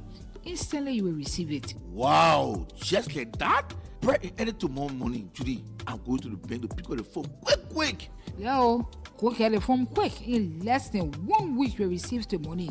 And what I like about it, and they can't even ask you for collateral set. I go with there right now, no wasting time, oh. I'm not saying you must not go there right now. You must make sure you pay the bank money back. Hey, Judy, that you talking slow, so I will pay back quick so I can credit again. EcoBank not easy, oh. EcoBank, the Pan-African Bank.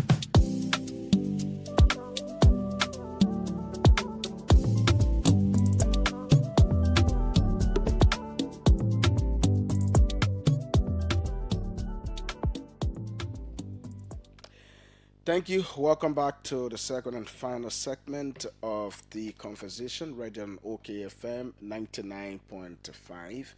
We thought to have a small panel for a very great discussion on what happened here on yesterday. Thousands and thousands of Liberians united in a common quest marched on our capital on yesterday with a resounding message against what is seen as a proliferation of illicit drug substance in our country. We talked to speak with some of the young people who were at the forefront of that march yesterday. What prompted action? How long would this go? What policy prescription are they presenting to the government? What are the thoughts? What are the recommendations?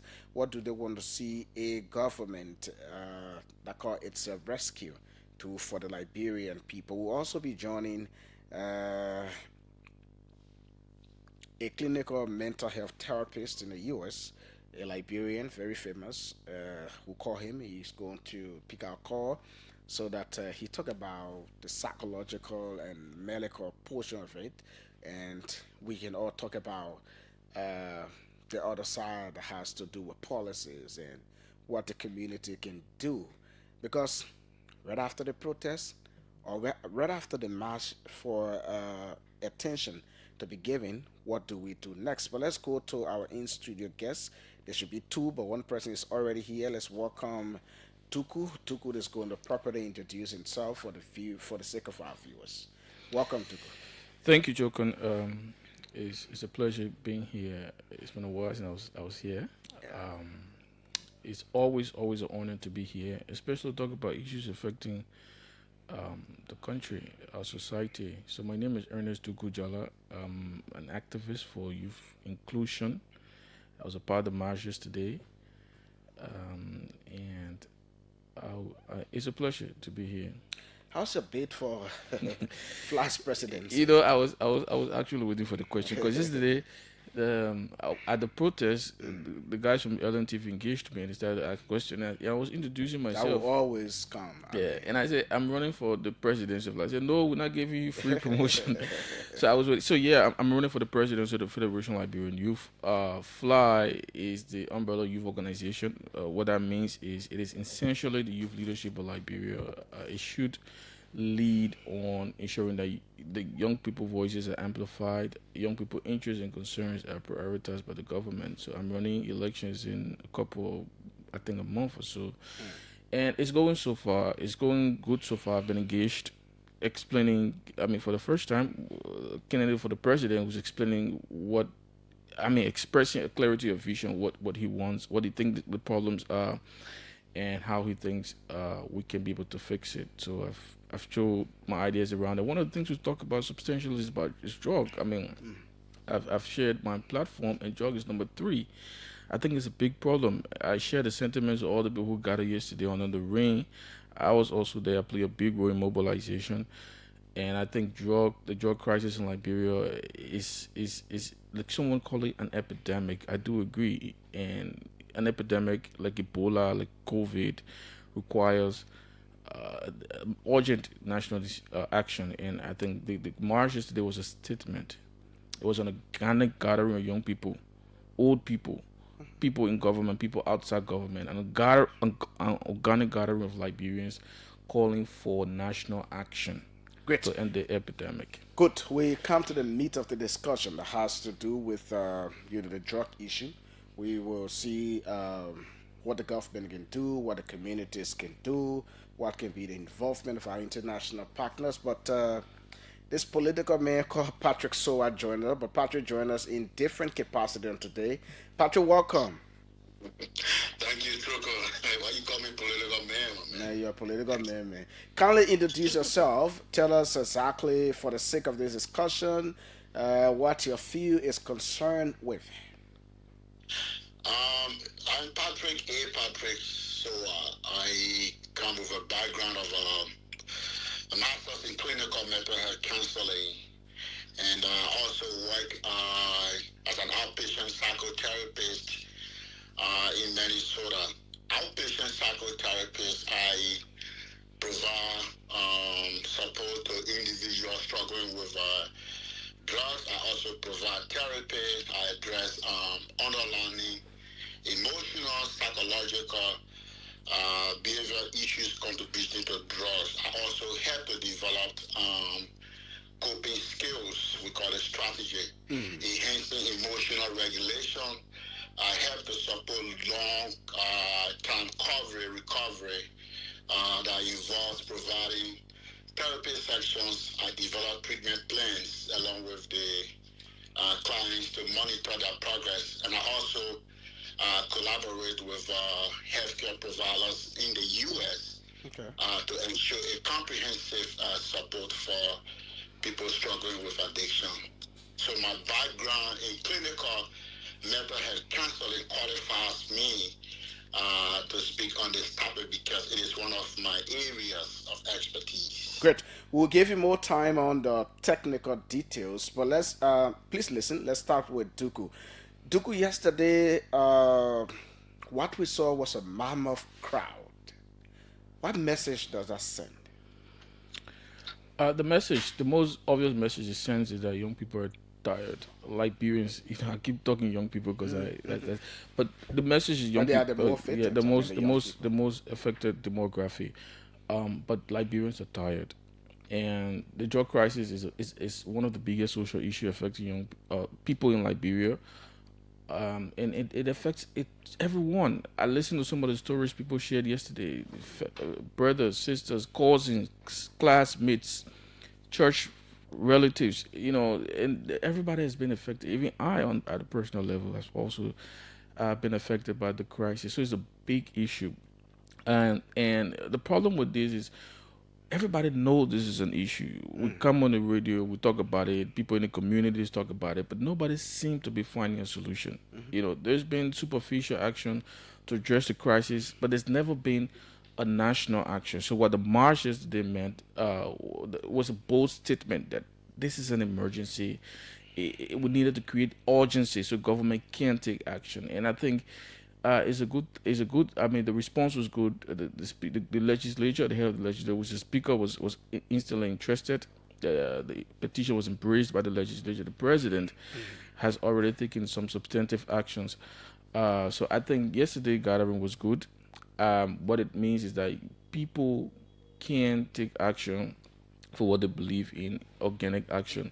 So it was and what's even more powerful was it was on the brain.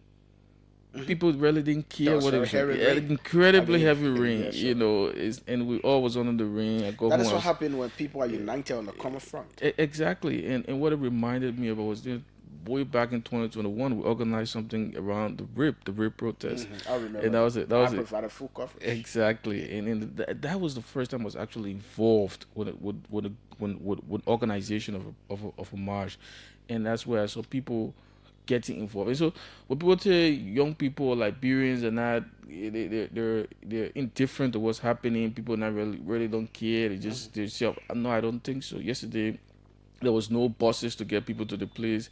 There was no, no serious organization around mobilization. no People monetary worked value. exactly. People worked themselves all across Liberia, from Accra, from Pingsville, and Conversion, the And there capital. are even gatherings in counties. Yeah, in Gantus, there's a girl called Linda Payman Law who was telling about. She got it in Basso, Grand Basso County.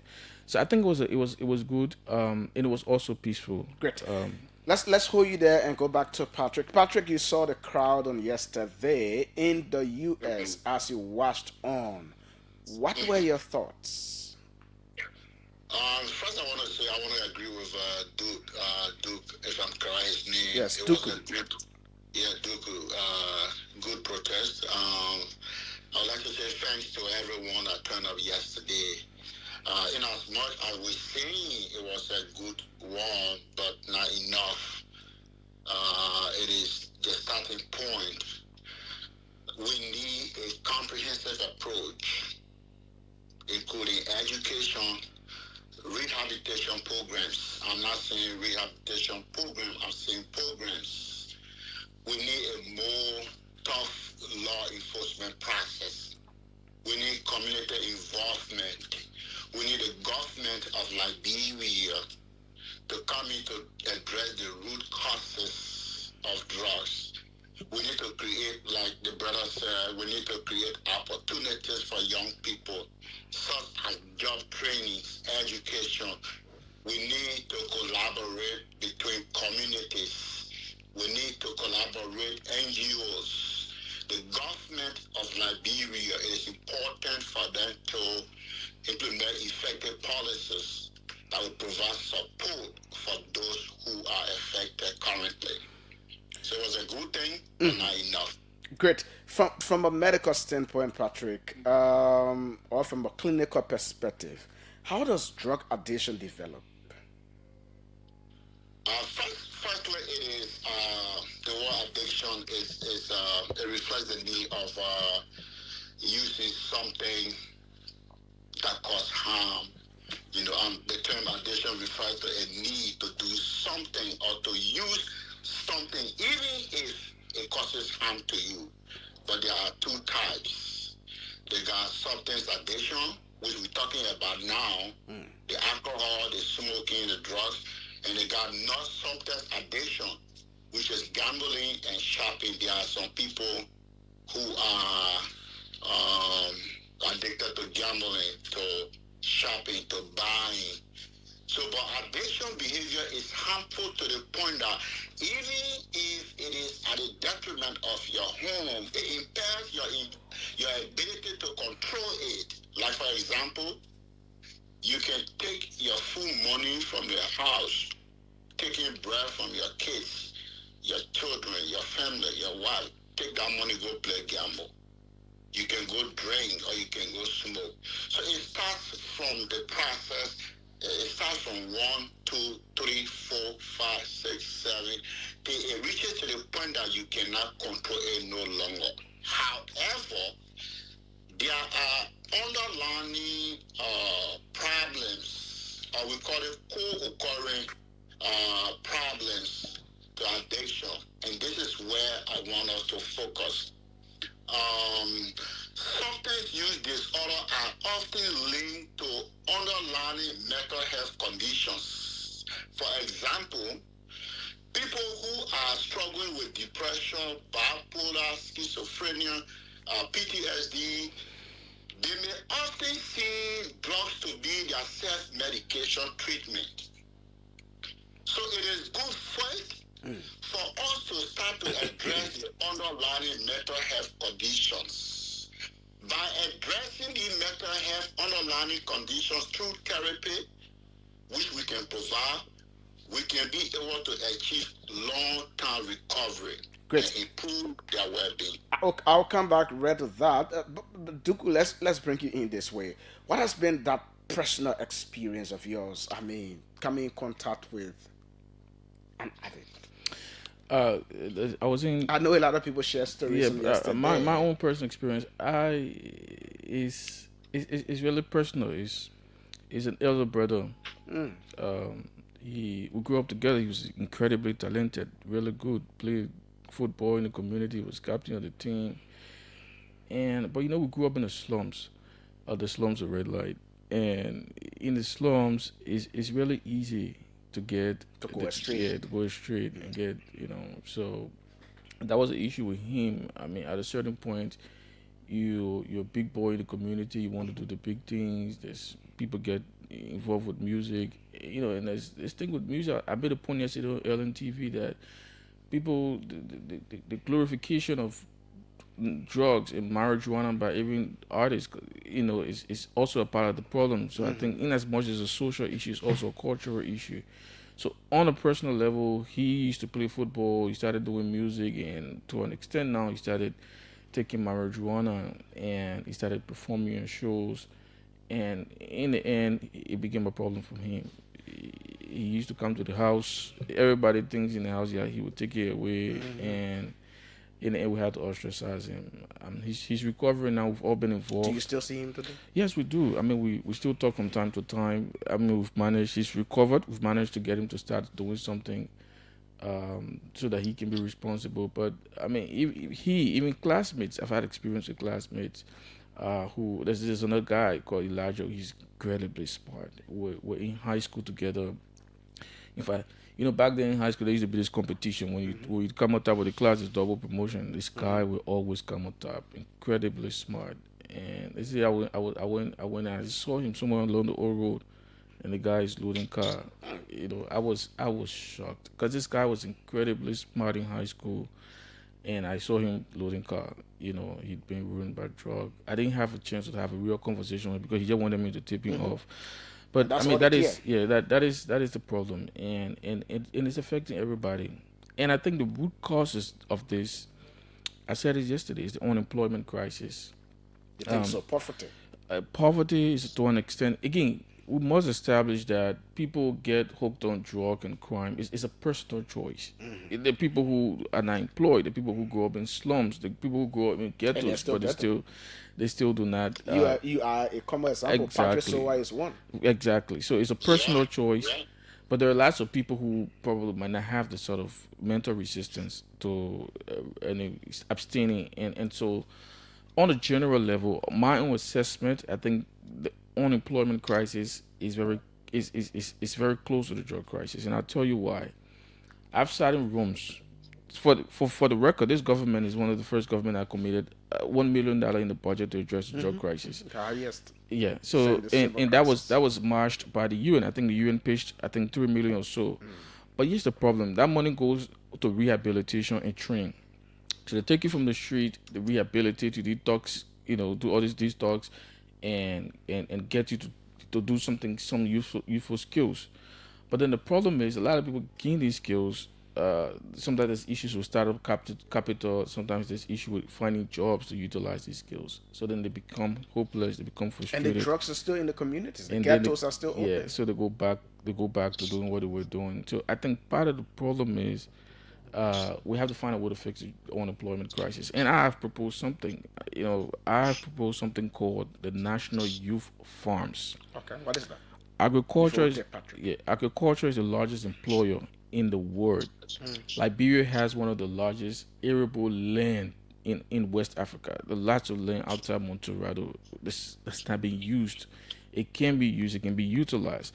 So to fix the drug crisis, my prescription is engage communities to provide public lands.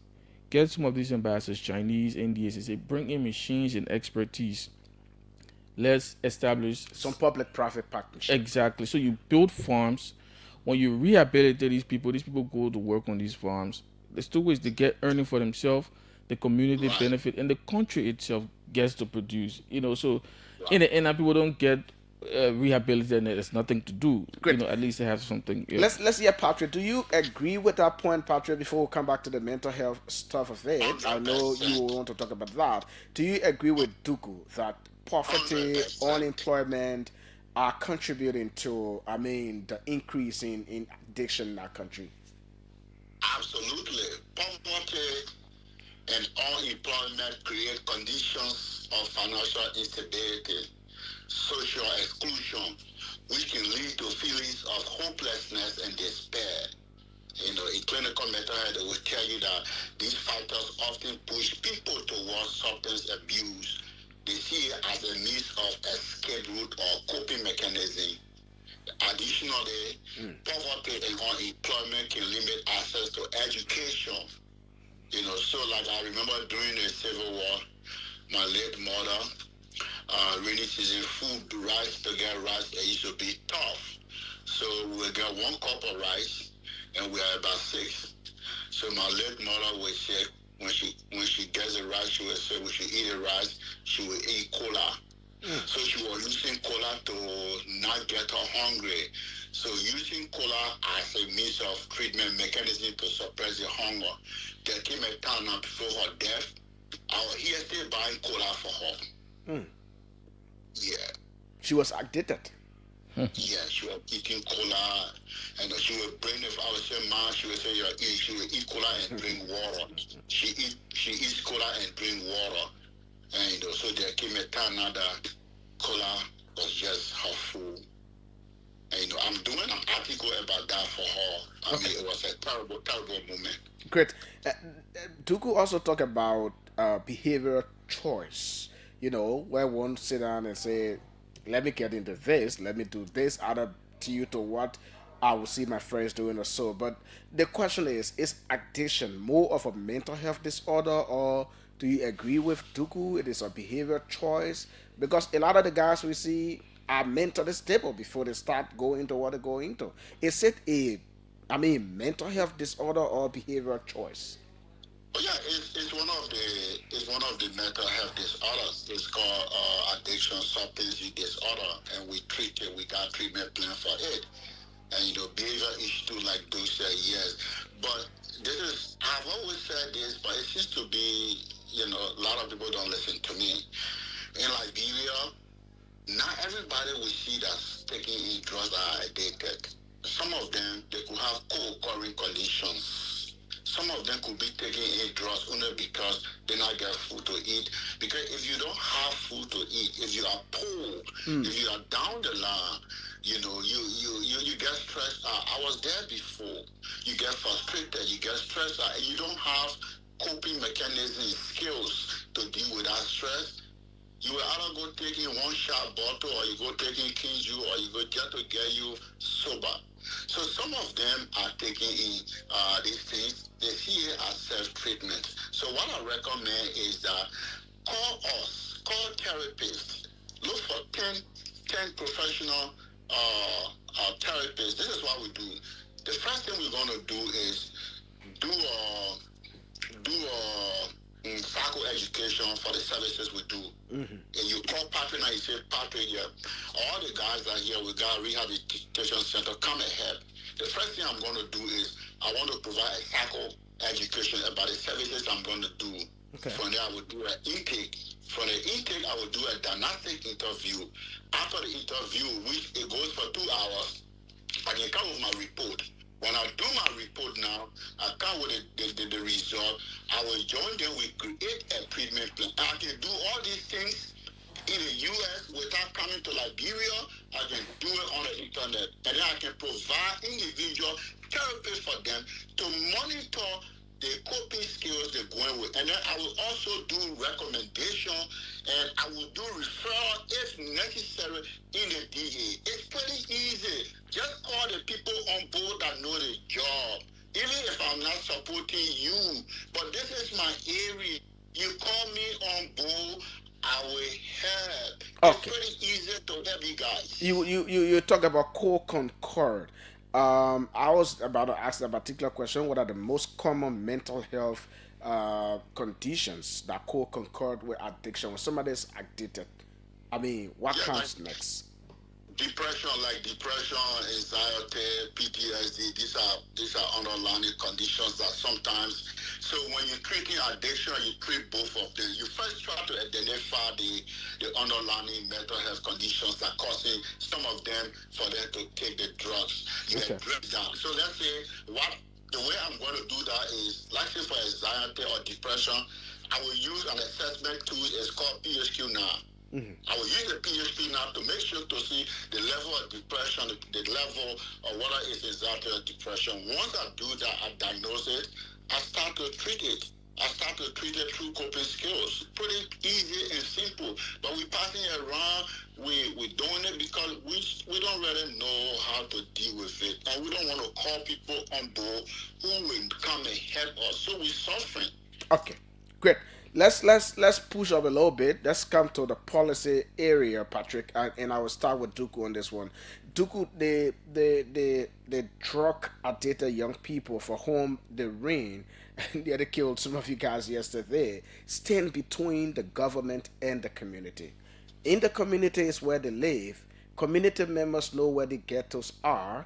Community members know some of the people who are the drug dealers. Community members are the ones who even give some of the guys who are addicted money to go to these ghettos to get stuff and take them in.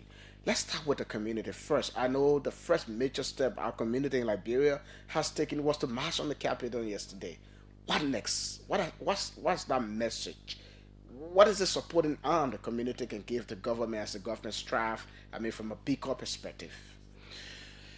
I mean, I think that's a good question. So the people in the communities and even those who take drug, they are I think they're the victims. And yesterday march was to protect the victims against on a personal level, I marched to protect the victims against the enablers. Okay.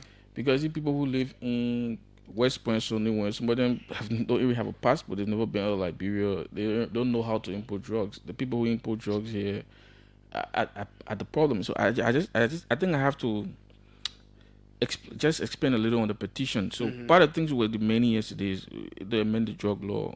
And that is squared with the government. We'll come to that. That's why I want us to put it. We start with the community's involvement, then we'll come and deal with the petition and what we are calling for as a country. Okay, I agree. So the community have a big role to play. When I was on my way here, I saw on social media this guy, a random guy, just wrote a list of all the ghettos in the country, the names of their location. So that's the kind of action outcome the protest is generating. People are now feeling compelled to come up.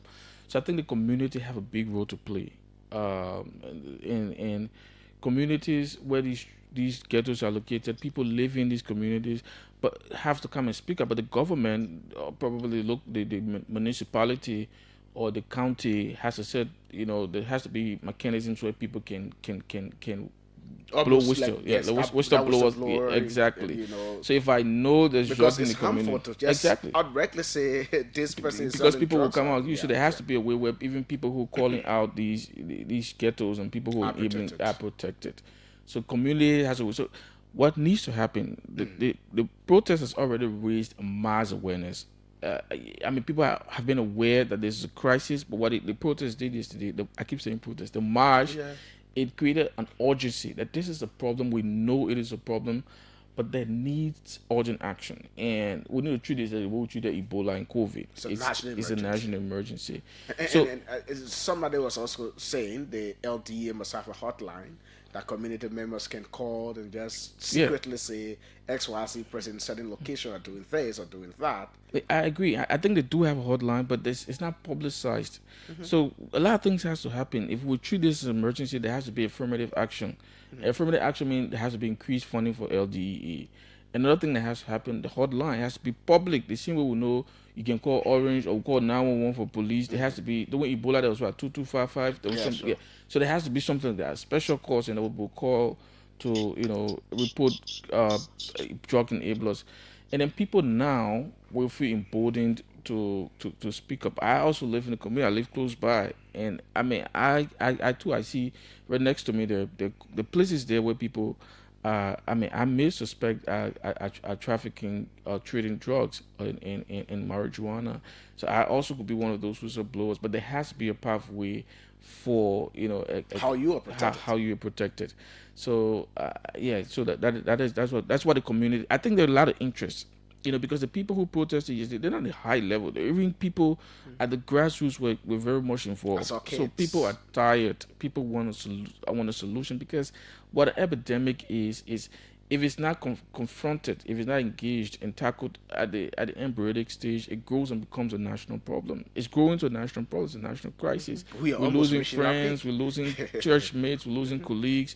So the government has to take action. It's about the country, because we'll lose an entire generation of drug and crime, if the government do not take action. So the community has a role, but I think the government also has a role to ensure that those who's coming up to speak are protected.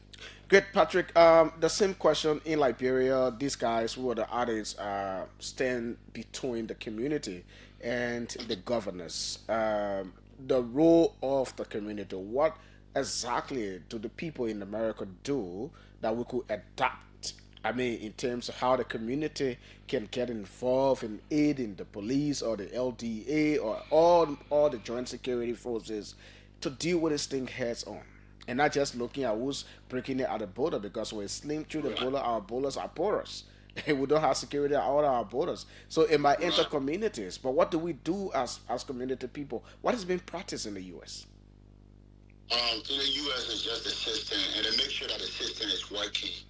Like I gave you an example where I work, the clinic I work with the county, and I also have a part-time clinic downtown. Okay.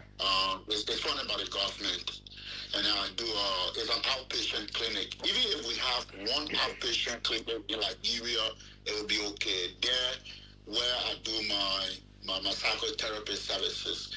But we in Liberia, what we can do, and like you said, the community involvement in the fight against drugs is very important, because the guys can provide support, resources. They bring sense of belonging to people who are struggling with addiction, like local organizations, peer networks. You got them in various communities, outreach programs, our churches. They can offer education, like Senator DeLong, who is a very good friend of mine, is doing counseling, rehabilitation services, fostering unity that will be able to address the root causes of recovery.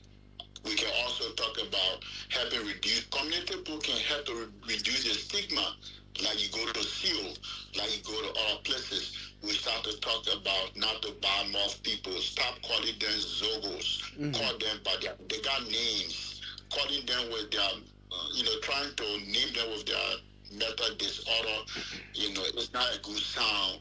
So yeah, but there's something I want to say about, like you said, they standing along the way.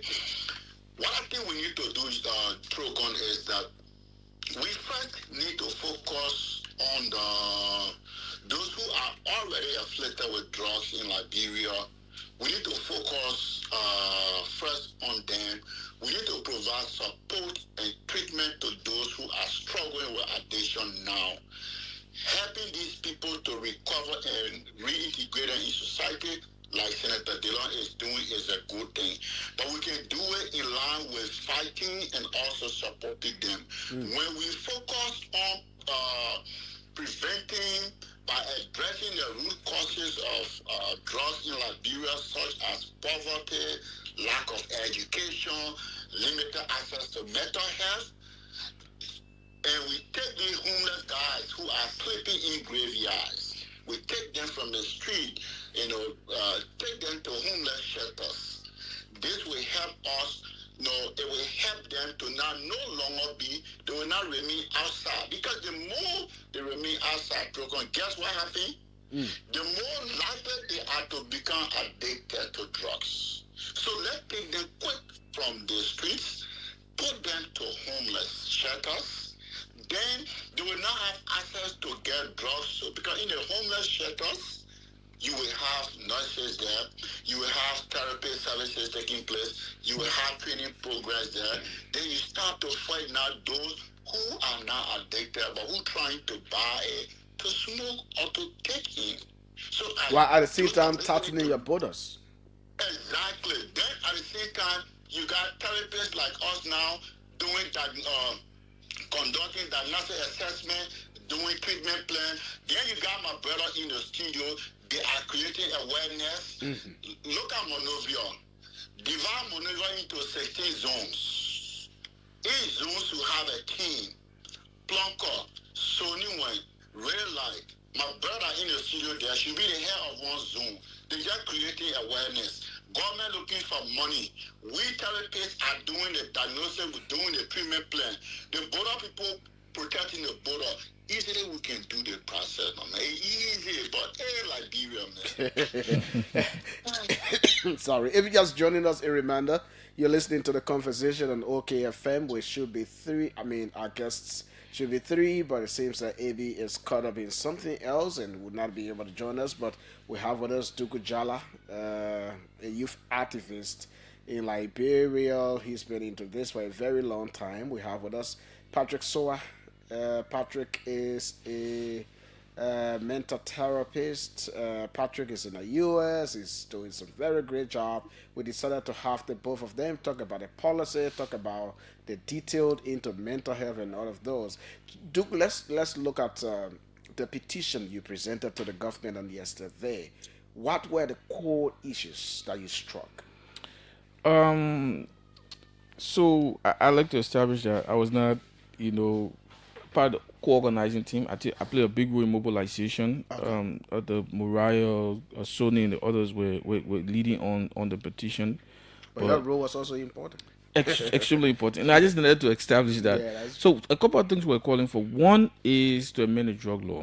And we were calling for an increased penalty, that is 20 years or life imprisonment for those who are convicted. We're also calling for the executive, the government, to confiscate assets and properties of people related to committing, bringing drug in the country. Even if you have your plane, those bringing carriers, bringing narcotics. If you do not do a proper screening in these carriers should be held to account, and there should be penalties for that. We're calling, which is also a bold call, for the lawmakers to reduce their salaries and increase the funding that goes to the DEA. Let's see how that works. That's what I'm saying. Support. We're also calling for the executive, to the same thing we did in the case of Wrepue. There should be an executive order designating drug as a national emergency. We also wanted the government to declare August 7 as National Drug Day. August 7 should be locally, so that we can be able to raise awareness on the crisis. But also importantly, I think Serena Sifas made a point that there has to be a special presidential task force, a specialized task force separate from the bureaucracy in government, that should be able to engage to finance with the LD and other stakeholders. And this task force should be all inclusive. They should be able to engage to find a solution. We want to increase in budgetary support for at-risk youth programs. Wanted increasing budget support for national rehabilitation centers. These centers are largely funded by personal, like the law and others. But we need national rehabilitation centers in all the counties, and they should be adequately funded. We wanted drug rehabilitation, medicine for drug rehabilitation should be free at government hospitals. Okay. There should be removal on tariff, issue an executive order to remove tariff on the importation of drug treatment supplies, and we also wanted the schools, a Ministry of Education should maybe tacitly, there should be a curriculum, because these things, it starts with the schools. Schools open Friday, you go up, do call these students, they change the uniform, and because it's more like a fashionable thing, so we wanted the Ministry of Education also get involved. They wanted there's a hotline, but they wanted telecommunications company to also establish a hotline, Lone Star or exclusive hotlines to report cases of drugs. We wanted the LMP to enforce the ban on alcohol and cigarettes and smokes to children under 18 years. Wanted mandatory drug testing in schools. If you go into school, there should be the same way we wash your hand during Ebola before. There should be drug testing, so people know that they don't have to taking marijuana. So these are some of the things we're calling for. And thankfully the government, the Ministry of Health has been very responsive. There's a meeting, so the protest leaders, Moriah and other could not attend because there's a meeting currently ongoing now. The president, there was an update from the executive mansion that the president is planning to have a meeting with the organizers. Yeah, so a lot is going on, and the government is treating this like an emergency that it is. So our hope is that these the council on the petition can be considered by the government. We're also, the same way the legislature and executive has embraced the protests and the demands of the protesters, there can be action, because everybody feel affected by this. Before we let Patrick comes in and view what you've proposed and add or amend, I didn't hear you talk anything about a fast track court. Oh, it's a part of the petition. Probably I just didn't forget. But yes, one of the things, and that's one thing what Mariah was extremely She's a on. lawyer, though. She's a lawyer, and she thought, okay, there has to be a fast track court for to try those convicted of drug crimes. So it's also a part of the solution, and it's a part of the petition that was submitted to the legislature yesterday. Mr. Sowa, do you agree with the petitioners on some of the counts they've raised? They've talked about one that I find very cardinal. It's for the lawmakers to reduce the exorbitant salaries and fund the Liberia Drug Enforcement Agency and fund treatment centers and out of those. We're talking about fast track court. We're talking about the government declaring a national emergency, giving it attention, affirmative action out of those. Do you agree with them? Do you have an amendment, or what would be your input? Absolutely, I agree with them. I agree with him, and I want to say to him that I count me on board. I'm part of the process. Whatever that is going to help Liberia, I'm part of it. Everything he said, Trokon, it has been the reason why we have not succeeded in the fight against drugs. Weak law enforcement, limited resources, corruption, our borders are wide open. Lack of adequate rehabilitation programs. Senator DeLong, I will always call his name. He's a good friend of mine. We need to have more of that programs to allow YWA Junction, Congo Town, other places. Socio-economic challenges, like he said, including poverty or employment. He said something about education, and I would take the same system we got in the U.S. here and bring it to Liberia. What is it? In the U.S., what we do here is, I used to work with the school district in Minnetonka. I was working there as a school-based therapist. Now, my job in that school, I worked there for 3 years, I left. My job in that school was to handle the mental health issues there with kids that come there. We can do the same thing in Liberia. Let our high schools, our colleges, we have clinicians, people who got licensed working in the U.S. around the world. Call them on board. We want to have clinicians in our public schools to help. If a student says that, today I am stressed out, today I'm this, let it come in the office of the clinician or the therapist to talk to them. We need that. When you have that, it is also a way of fighting drugs.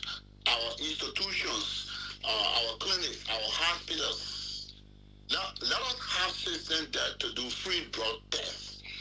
You go to JFK, do a free drug test. Should that be mandatory? Not mandatory, but there are some people who work there voluntarily to do it. Like in the US, you know that when you apply for a job, one of the things you do is you got to do your drug test first. They want to know. Okay. And we say, okay, it is a requirement. Can we add that to our policy or not? But he strikes a very beautiful point about the school, because our kids, our brothers, our sisters in school, I don't even think you got school in Liberia that got clinicians of mental health. And you got some other people in Liberia who graduated, even though they went 6 weeks or 6 months training cattle center, use them, call them in house schools. I'm available. I'm not supporting you because of ideological differences, but when it comes to, I'm willing and free of charge service. I can work from here online. I can work, I got my equipment, I got my tools, my equipment, my assessment tools. I can provide therapy online. The day they're ready for me to call me, I will come. They're not ready, fine. I will keep giving my expertise. I will keep telling them it is wrong. When President Boka appointed the steering committee, I said, when he appointed, I said, you're not going to yield a fruitful result. When I saw A.B. Kroma and his men fighting, I said they never had strategy to fight drugs, and everything coming to reality. So we just need to be honest, call people on board, even though you don't like them. But when it comes to Liberia, that one America, do you think that a poor little boy like me who came from Fango own that Lofa County, working with school districts here, the only black Liberian guy. I go to some of their meetings, like they come in the 27th of this month. I'm going, whenever I go to their meetings, I can be the only black or African guy there. But they put using me because I want to school for it. I got mouth, I got shot mouth, but I got degrees for it. That's my area. I'm doing diagnostic assessment here.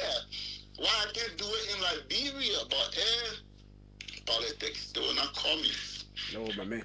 Let's just leave that with the policy makers.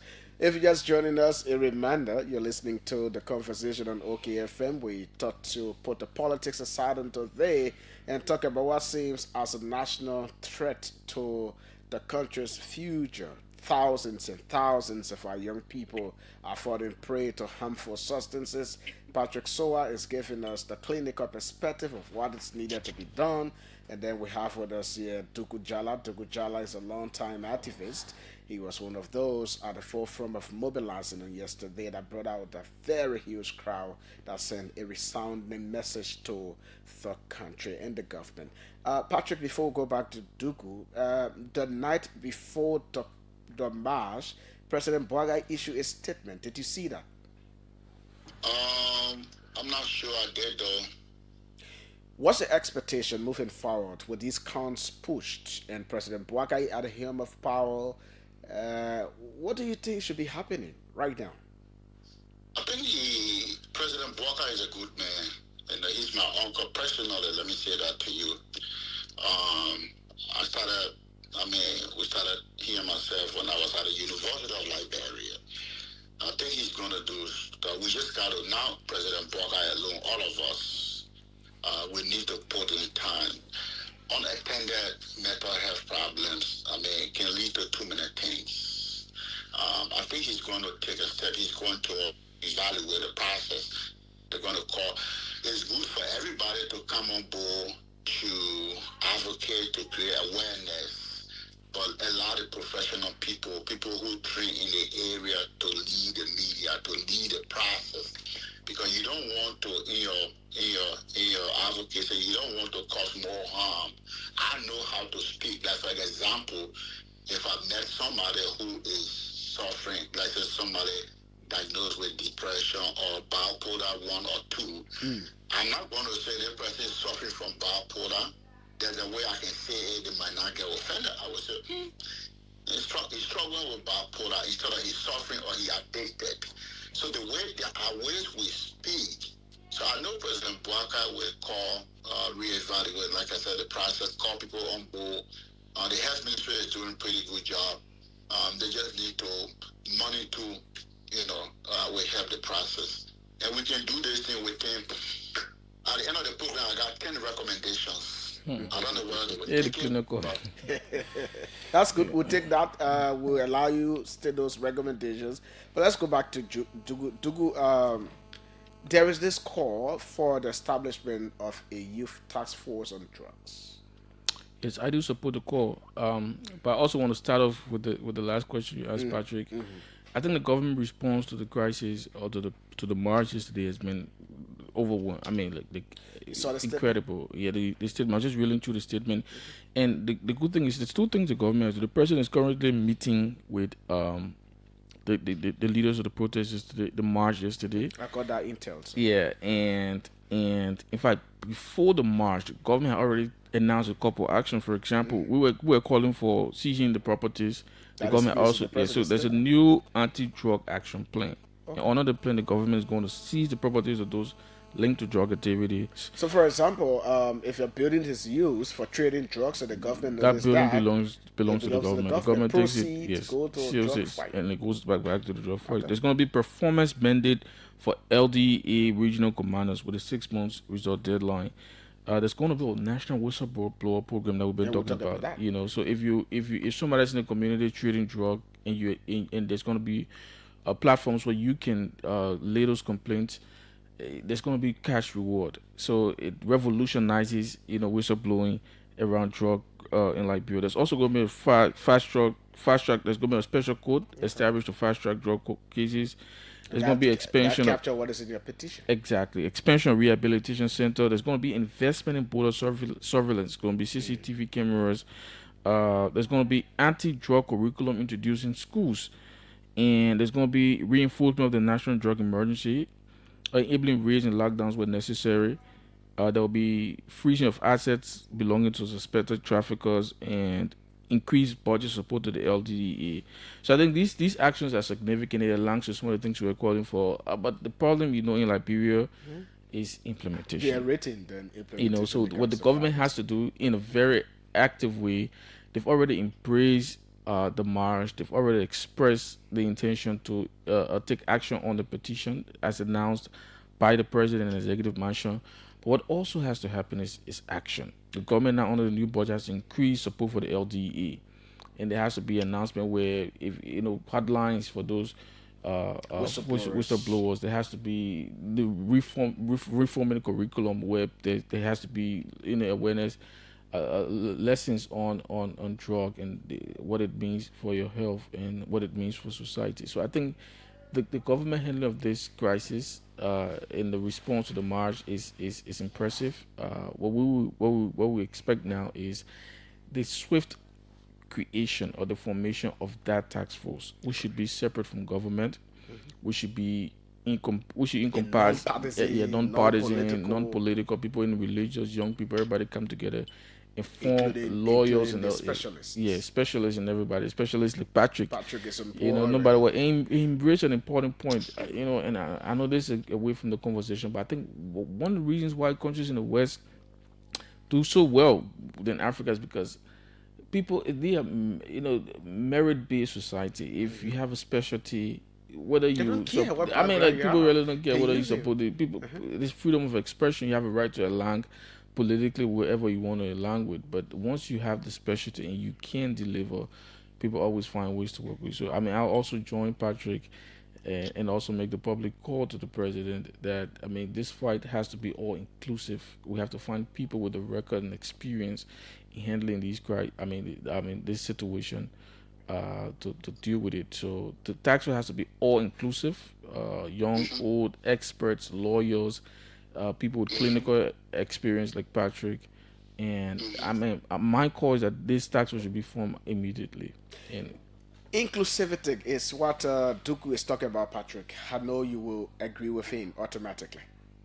Oh yes. There's something he said about the task force, the youth task force. If I'm not mistaken, countries like I think Ghana, Nigeria, Canada, Australia, I think they had it before, or they had such a task force to combat drugs. So your man in the studio, I don't know whether he's a professor for clinical mental health. The man won't live from you, the man won't eat. I will tell you one story before we close. Before you continue, I was at the university way back, and when I went to the University of Liberia. The same year there was the election between you and Daniel Charles.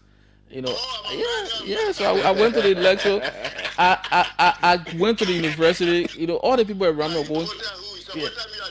Let me tell you. So the interaction, and I want to say kudos to you, Patrick, and your generation. The interaction back then, it was refined, way of the refined. It was purely on academics and intellectualism. And I know I used to leave my home in Painsville and come on the Palava Hall just to listen to these guys talk about the issue. So thank you, Patrick, and thank you all of those before us. Yes, for listening. So Patrick, quickly the recommendations. Then we allow Liberians to speak out as well. Yeah, so like you said about the youth task force is a good thing.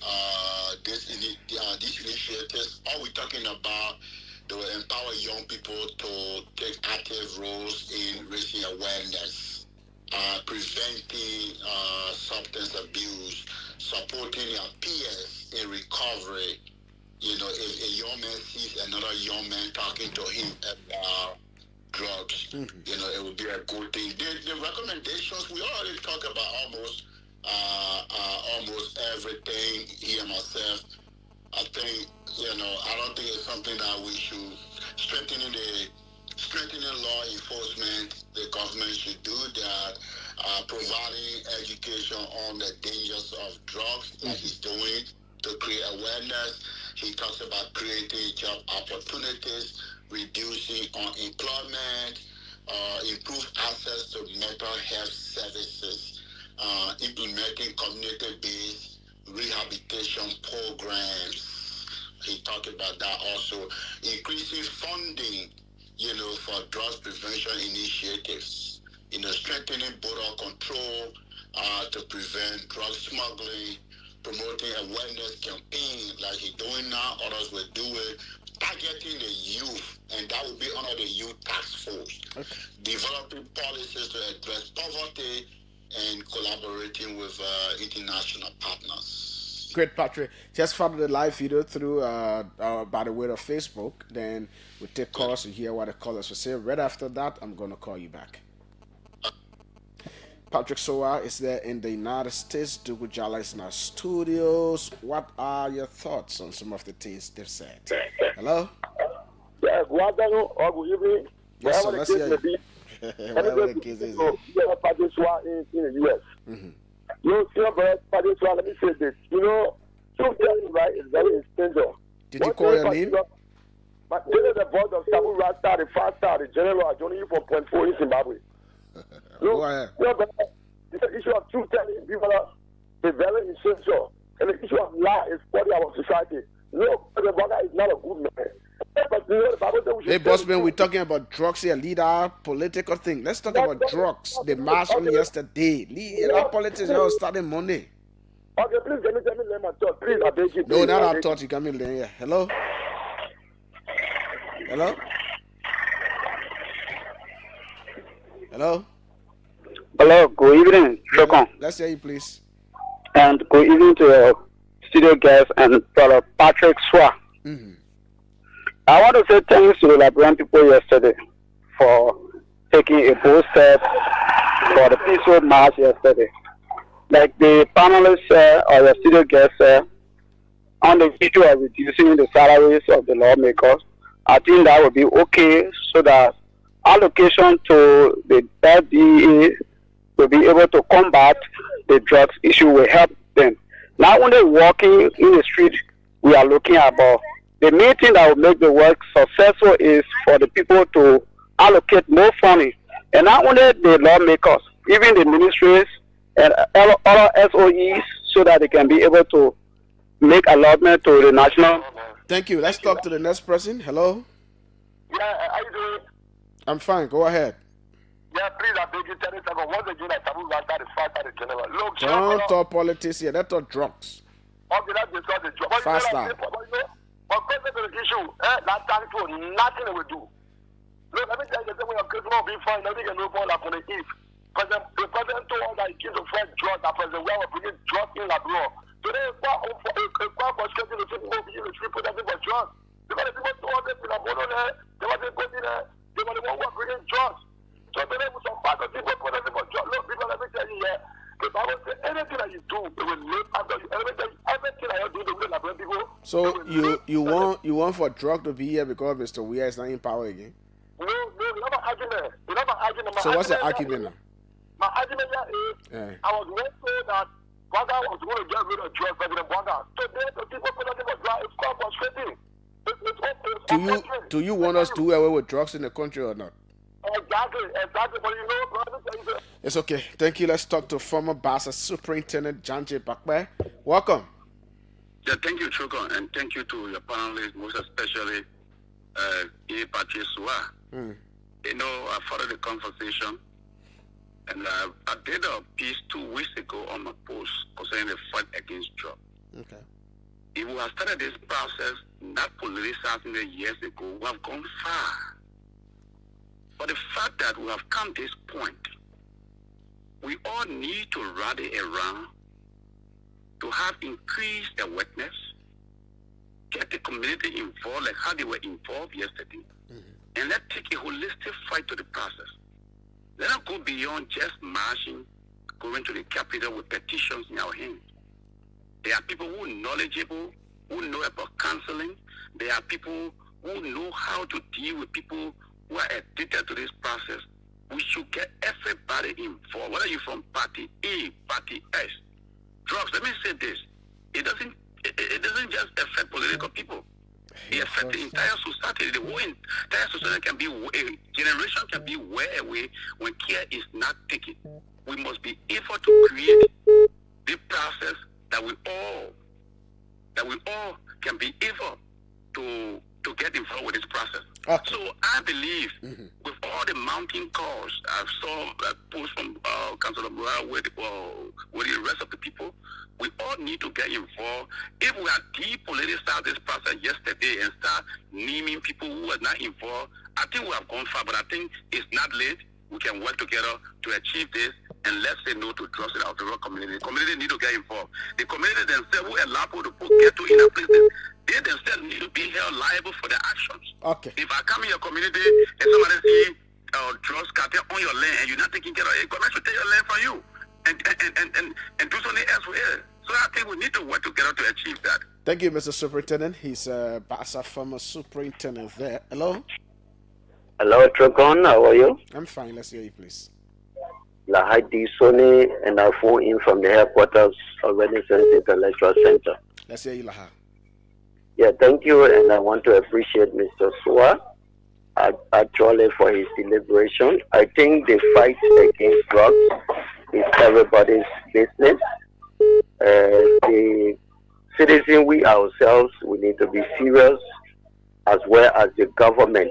Meaning the government should actually put itself into this particular fight, because funding, other aspect of the expertise, everything intended to fight this particular menace, should start with the government. But we too, harboring people who are into the drug business, we need to really take some steps to discourage people that will come to use our places in order to actually do drug peddling to people, because this thing is affecting our society. Every family you find in this country, one way or the other, family members are affected. So it is something that we need to be holistically into, so that we fight this thing once and for all. Thank you for the opportunity. Thanks so kindly. The next person.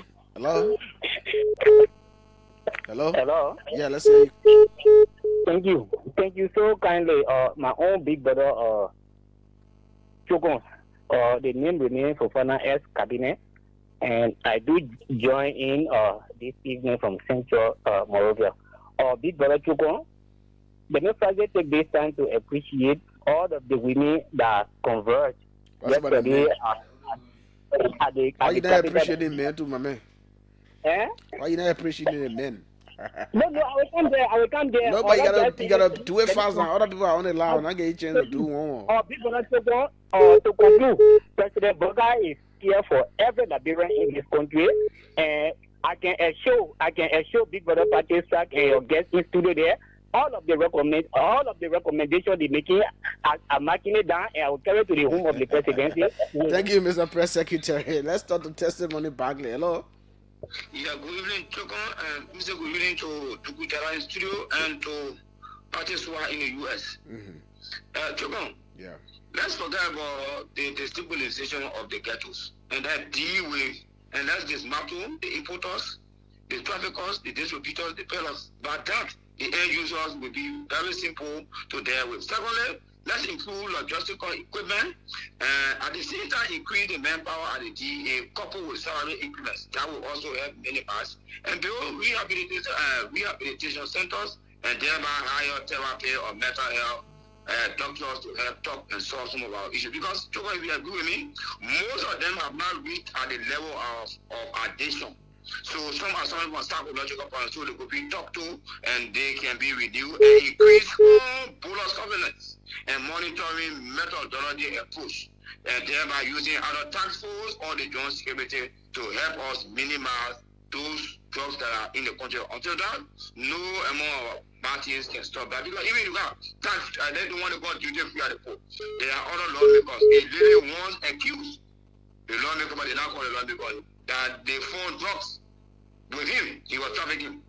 The intimidator was now named and shamed that particular person. So they are also doing the DA woman that fell in the chamber.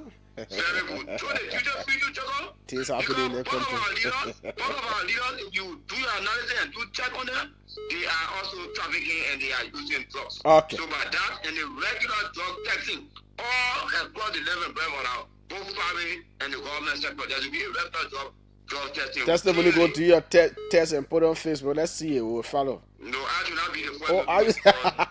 but the president started, people been doing it. I will not be the first. My man, please do. You not do your test. You call. I will not answer you. Bye bye. My man, you gotta do your test. Bye bye. Bye bye. Hello. Why the man scared of doing test? Let's hear you. Let's hear you quickly. Yeah, let me say how's to your studio guests in the one year. My name is Lincoln T. Lincoln from Wrepue. I don't want to put one recommendation, but it has serious security implications. But I will not go into it. One of the way I think we can minimize or eradicate drugs in the country. I hear people saying the whistleblower. Okay, let's do it this way. In the community, we have the community chairperson or the community chairman. Or in the very block, make sure to get the people who are the transporter. When you get the transporter, you cancel them. Then at the end of the day, you will get a lead who will be inputting the drugs. But it has serious security implications. I don't want to go into detail on that. That's my recommendation. Thank you. Thank you so kindly. We'll take the last 3 persons, then our panelists will respond. Hello? Good evening, Trokon. Yes, sir. Let's hear you. Let me know good evening, guys. Trokon, I'll leave by the comment, not picking family appointment and car. Okay. You know, Trokon, let me say thanks to all those who left our business schedule yesterday, joined our march yesterday to send signal to our government and to the international community about our foreign kind of trust in our country. Trokon, the thing is killing we the young people. Trokon, the example, the community are calling for now, a point for community in Kutan. Trokon, the entire place, nowhere you pass, Trokon, that you not see does. You say 0.4? 0.4, around the 0.4. On the bourgeois island? Yeah, Bora Kutan. Okay. Oh, yeah, Trokon, you can hear 11-year-old, 10-year-old, 15-year-old, Trokon, to just see no more young person in the community or in the district. It's difficult. That's Almost scary. everybody, one or other, they are into church, Trokon. So we are calling on the government, especially the federal community chairperson, to pull ourselves together to mobilize young people. You know, I always say we mobilize people who can move in ghetto, Trokon, to break down ghetto. We can be sitting, we say, we are waiting for the president. Almost all the people there are children and not affected by the thing. The only people that are affected, that we don't live in the bureau of Finnish dating. All right. Thank you. Let's start to the second to the last person. Hello. Good evening, Chief. How you coming? Fine, let's hear you. This is Benigo Newton, and I call you from District 10, Mozzarella County. Let's hear you. And thanks to you for your program, and thanks to the expertise provided by Mr. Sua Online, and thanks to your studio guest as well. I think their opinion is something that matters. Look, the drug issues in this country is too cardinal. Most of the youth now are being affected. And these are things that call poverty. And remember, poverty is a nightmare that proves setback to make growth. And these are things also that undermine society growth. And yesterday, let me say thanks to those who came out yesterday to petition national legislator for this nightmare. I hope and pray that the executive branch will make useful out of their petitions. Okay. Thank you for the time. Thank you. Hello. Yeah, good afternoon, Trokon. Yeah, let's hear you. Yeah, let me say good afternoon to Tukuchala. My name is People Joseph. I joined a conversation from the headquarters of the Liberian Student Union. Okay. And let me say, why should I get my point of difference with Tukuchala when it comes to a quest to preserve the Federation of Liberian Youth? But we'll discuss on another platform. Yeah, me to listen. I thought I won't go ahead. Yeah, but I think it's a good thing for the young people to embrace the issue of the fight against drugs. Because, Trokon, many of the people you see sleeping in a quarter, sleeping in a very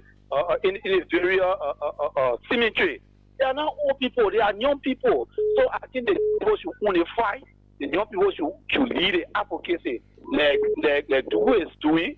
I think the Liberian National Student Union will also involved with the issue of the awareness to say no to drugs campaign yesterday. So I think when all segments of the young people continue to embrace the issue of the fight against drugs and national government see the reason to empower to empower this youthful institution to fight against drugs, I think it will be a very good thing to do. So to go on the note, I agree with you, Kuro. Continue. Thank you. The very last person. Let's hear you 1 minute, then we'll go back to our panelists. It's an opportunity to be the last person on the show. My name is Theophilus, to be the second. Okay. Good evening, Tuku, and good evening to Patrick. Look, Trokon, I'm disappointed in all of the national youth institutions in our country, especially the Federation of Liberian Youth. Trokon, we're not been crying against drugs today or yesterday, but many years. In not a day, you hear the Federation standing up against drugs. No, Federation of Liberian Youth does not have a history. And it's disappointing, actually. Trokon, just my youth department, what you wanted to see from FLA? Trokon, just my youth department in our church, Wrepue, Benson and Johnson Street. Trokon, if you come to our church, I will show you guys who are beating John, playing organ in the church today. We took them from in the graveyard. They were sleeping in what the role graveyard. you want that FLA to play? That's what I'm asking you. Expressing disappointment. We are talking about fighting drugs. FLA should be one of the institutions, right, that should be in the communities, talking to people, standing up, helping the national government. President Boga have declared drugs a national emergency. Do we know whether they have the funding to do what you want them to do? Trokon, FLA gets subsidies from national government. Is that lie? To get a subsidy and for it to be enough to carry on the work you want to do, that's what I'm asking. How much do you know FLA don't have, look, with the little that you have, right, the programs that you put into place will attract more support to you. So you didn't know that justification you want to find for FLA, Trokon, you can't put here. But to conclude conclusively, because concluding I must let Patrick swear. Trokon, we all need to fight, and I want to commend the women and the men who stood up, who came up on the ring yesterday and to court on the government. Because I am an insider, Trokon, here is what I'm recommending. One picture you have not posted that you were over there, but you're blaming people. Oh, Trokon, man. Trokon, let me tell you something. He said, oh, Trokon, I saw you in the public was working. You didn't go there, man. Trokon, let me say this quickly before I go down back. I beg you, please. Trokon, let me say this to you. Trokon, I am saying to man administration, one of what we need to do is for us to reshuffle the LDA officers, look deeper into the national port. Look, everybody should take the drug test. Any officer that refuses to take the drug test, the LDA officer, police officer that refuses to take the test should be dismissed from there, because these guys are they're taking it. So when you go after those who are selling it, in fact, they tell the people, say, look, there's the person who exposed you. Okay. That's what they got to do. Okay. Thank you. We hold you there. Let's go to Patrick in the U.S. He's busy, so we're getting first and to will be the last. Right. Patrick, you heard the chorus. Yeah, I think I agree with all of them. I just want to speak on what testimony Barclay said. That's quite correct, too. Trokon, if someone says that I'm not feeling well, the first thing you tell them in Liberia is go to hospital, correct? Yeah, sure. Because you want them to diagnose to see what's happening. So the same as addiction. You don't know whether all of them are addicted. You don't know. So the first thing you're supposed to do, you find people to diagnose them. We are here. We will do their DAs. And if there are tools we're going to use, assessment tools to know if they are addicted. Once they are addicted, but they are confirmed that they are diagnosed with addiction and stuff, then we start to treat them. But we have not diagnosed them. We're just passing around only because we see them smoking and drinking. We say they are addicted. That's not correct. But let me conclude with Maslow. Maslow is Abraham Maslow. He's one of the guys that I really follow in psychology. He was an American psychologist. Okay. He was doing for his the hierarchy of needs. You know, his work emphasized the importance of fulfilling basic human needs such as safety, belonging, and achieving actualization. That brother said that in as much as we're trying to help people, but the first thing you should always do when you want to help people, provide their basic needs first. Medication, water, place to stay. Then we cannot talk about, so the guys that are homeless, the guys that are sleeping in graveyards, if we don't have money, I recommend that let's build tarpaulin homeless shelters for them. Build one homeless shelter in Red Light. Build one to Douala. Build one to Yadabie Junction. Build one to Center Street. When you build those homeless shelters, you take them there, you provide them water, you provide them clothes, you provide them food, we provide them counseling, we provide them all of stuff. Then you prevent them now from having access to the drugs they're taking. Then we can start to fight addiction. Okay. Thank you. God bless you for the opportunity. Patrick, thank you so much. Duku. Thank you. So this is my parting comment, I guess. Yeah, sure. So I want to conclude by thanking all of those who gathered yesterday, the young people, the old people, the government people, the opposition people, all of those who joined the marches today against drug. You made a statement. It be a powerful, resounding statement, and the government is taking action. The president is currently meeting the leaders of the marches today, and the executive mansion has already announced a couple of actions that they're going to take to ensure that there is an outcome from the marches today. So I would just call on the government to ensure that they implement the petition that they receive, that they implement the position that they've taken, that they have announced. On with the callers, I think a lot of the callers were in agreement. Callers from across political party lines have all expressed support, have all shared their own suggestions on what needs to be done. I agree with a lot of them. I just want to comment on the issue raised by the last caller who talked about the role of Fly. I agree. I think Fly should do more. I think they should take leadership. I think Fly has already been taking action. I saw them doing some.